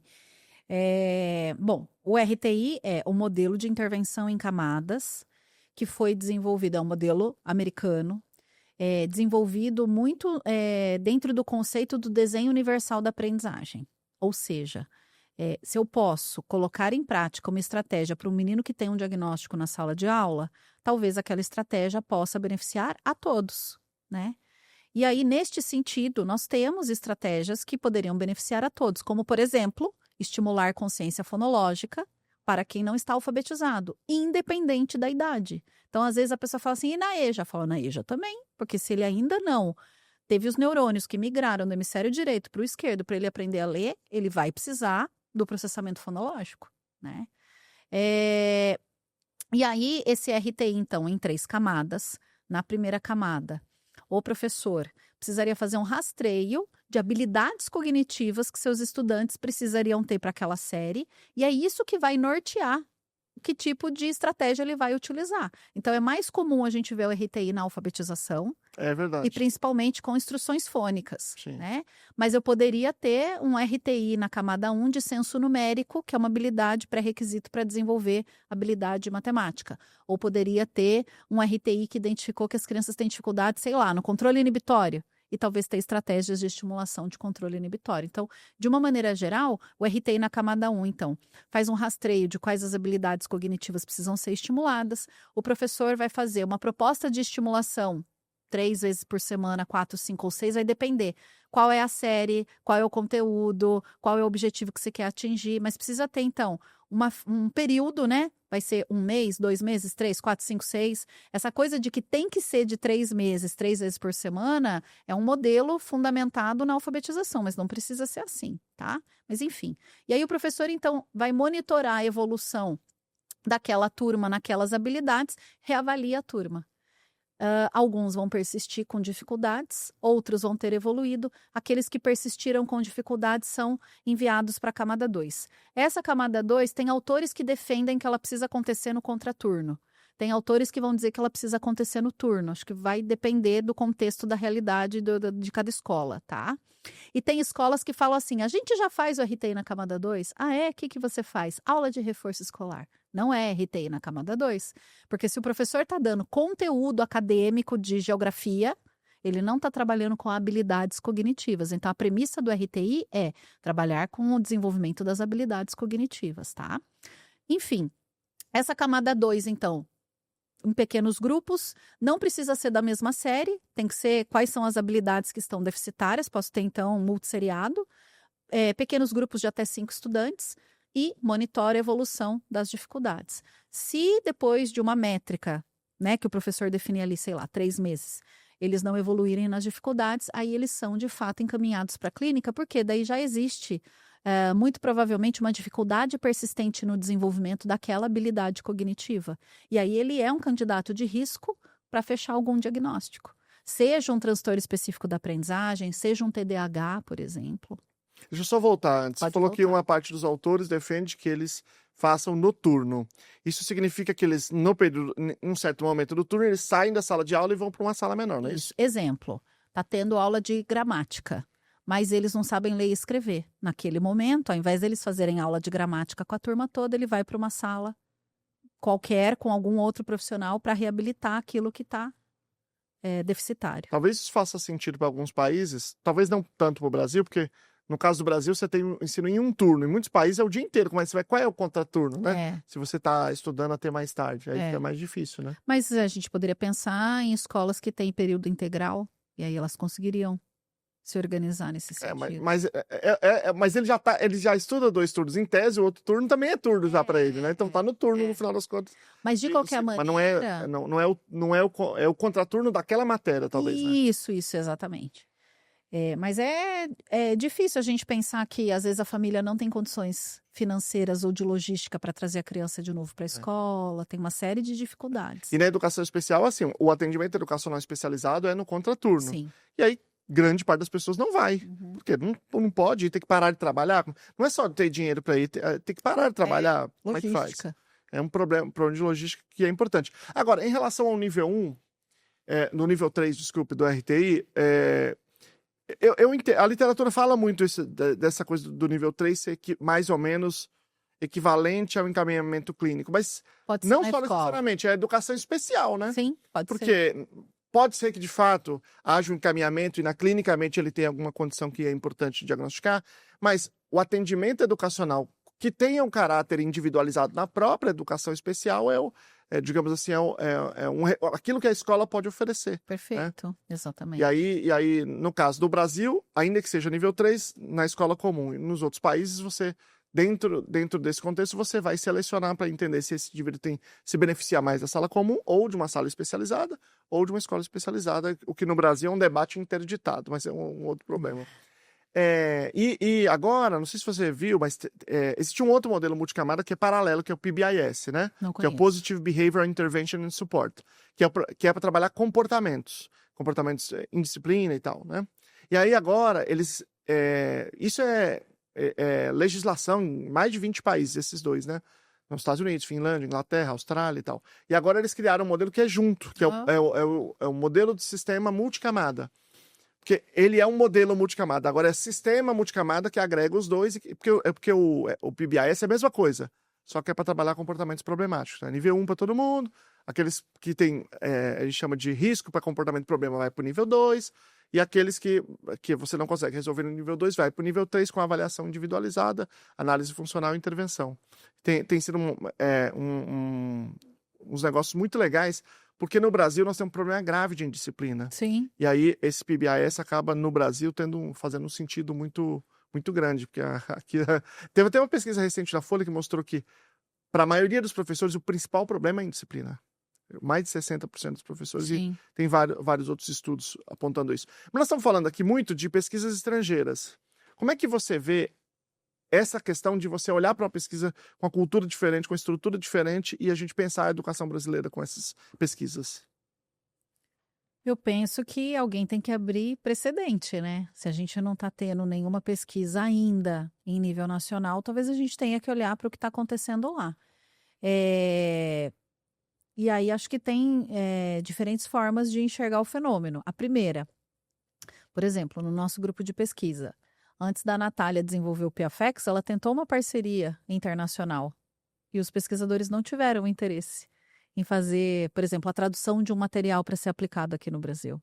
Né? Então, assim, a gente tem, ao mesmo tempo, resistência até de parceria, que seria uma possibilidade que a gente sabe que precisa fazer a tropicalização, a adaptação. Então, dependendo do que for ser aplicado, a gente vai ter que fazer aplicação até de linguagem, de contexto, de exemplos, né?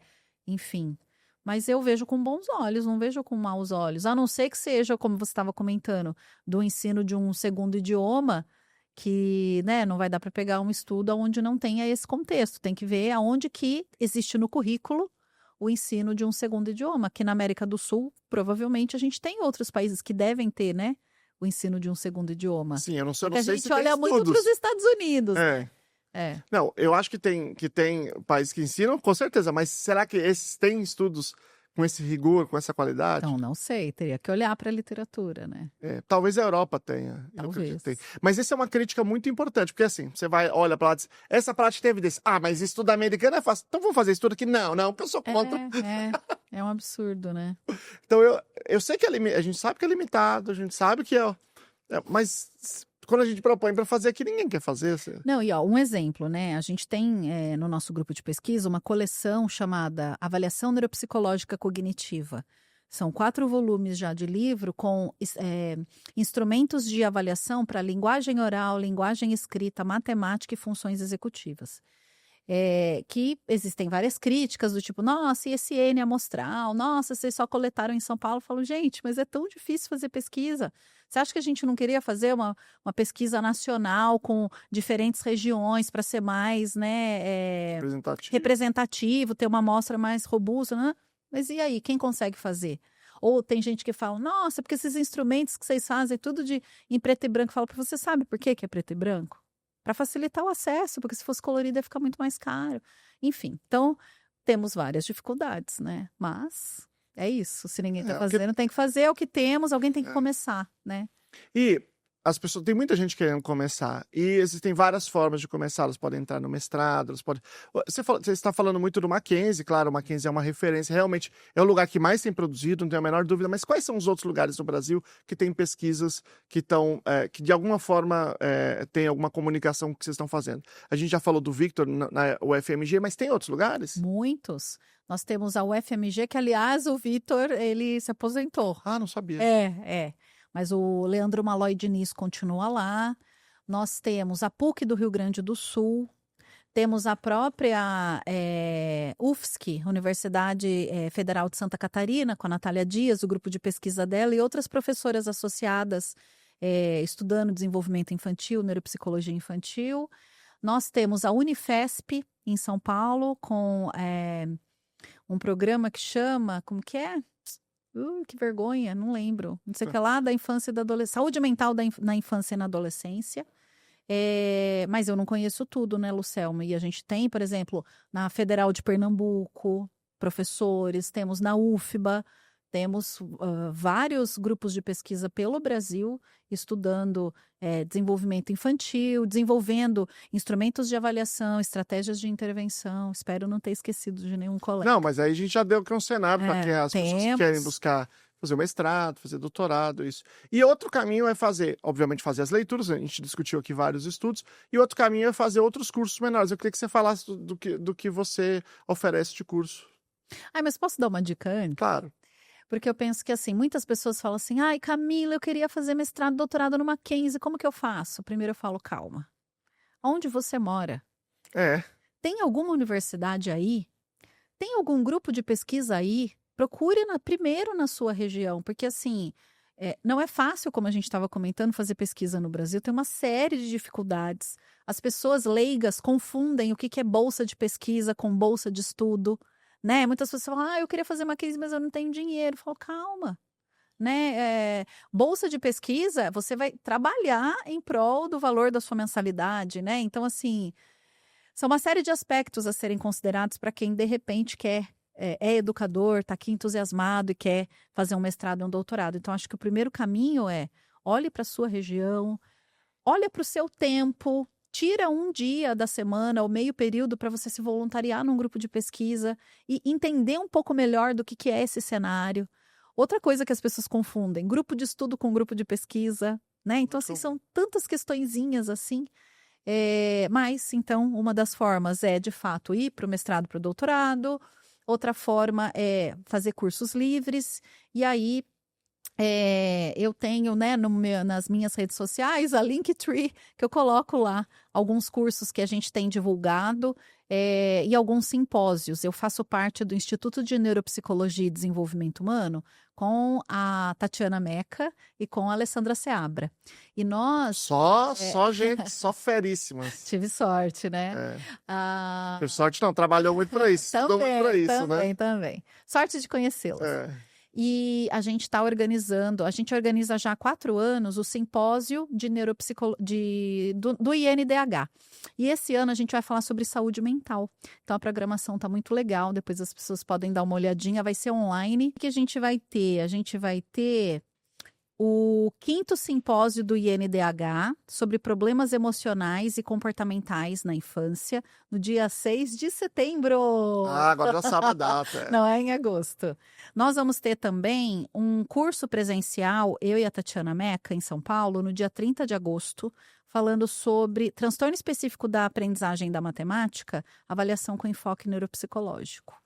E fora isso, eu vou ter participação em congressos e eventos científicos da área. E a pergunta que sempre aparece, professores também podem participar, não é só psicólogos, né? Devem. Eu acho que, como eu sou, né, profissional da educação e da saúde, né, muitas pessoas falam, ai, Kai, esse instrumento é restrito? Eu falo, não é, porque se fosse eu nem poderia falar, né? Então, acho que tudo que eu estou participando é híbrido, ou seja, para profissionais de diferentes formações. Camila, muito obrigado. Foi um prazer falar com você. Acho que para as pessoas também que estão assistindo foi um momento de aprendizagem. Falamos de muitas coisas diferentes aqui, né? Mas deu para a gente se aprofundar bastante em todas elas. Educação baseada em evidências, autorregulação, funções executivas. Então deu para a gente abordar bastante questões. Muito obrigado mesmo por ter vindo aqui. Vou te passar as palavras finais aqui para o público. Eu que agradeço. Foi um grande prazer poder estar aqui com vocês. Desejo muito sucesso nesse novo projeto, né, do podcast do Clube Luna. E é isso. Muito obrigado. Um abraço, gente. Tchau para vocês.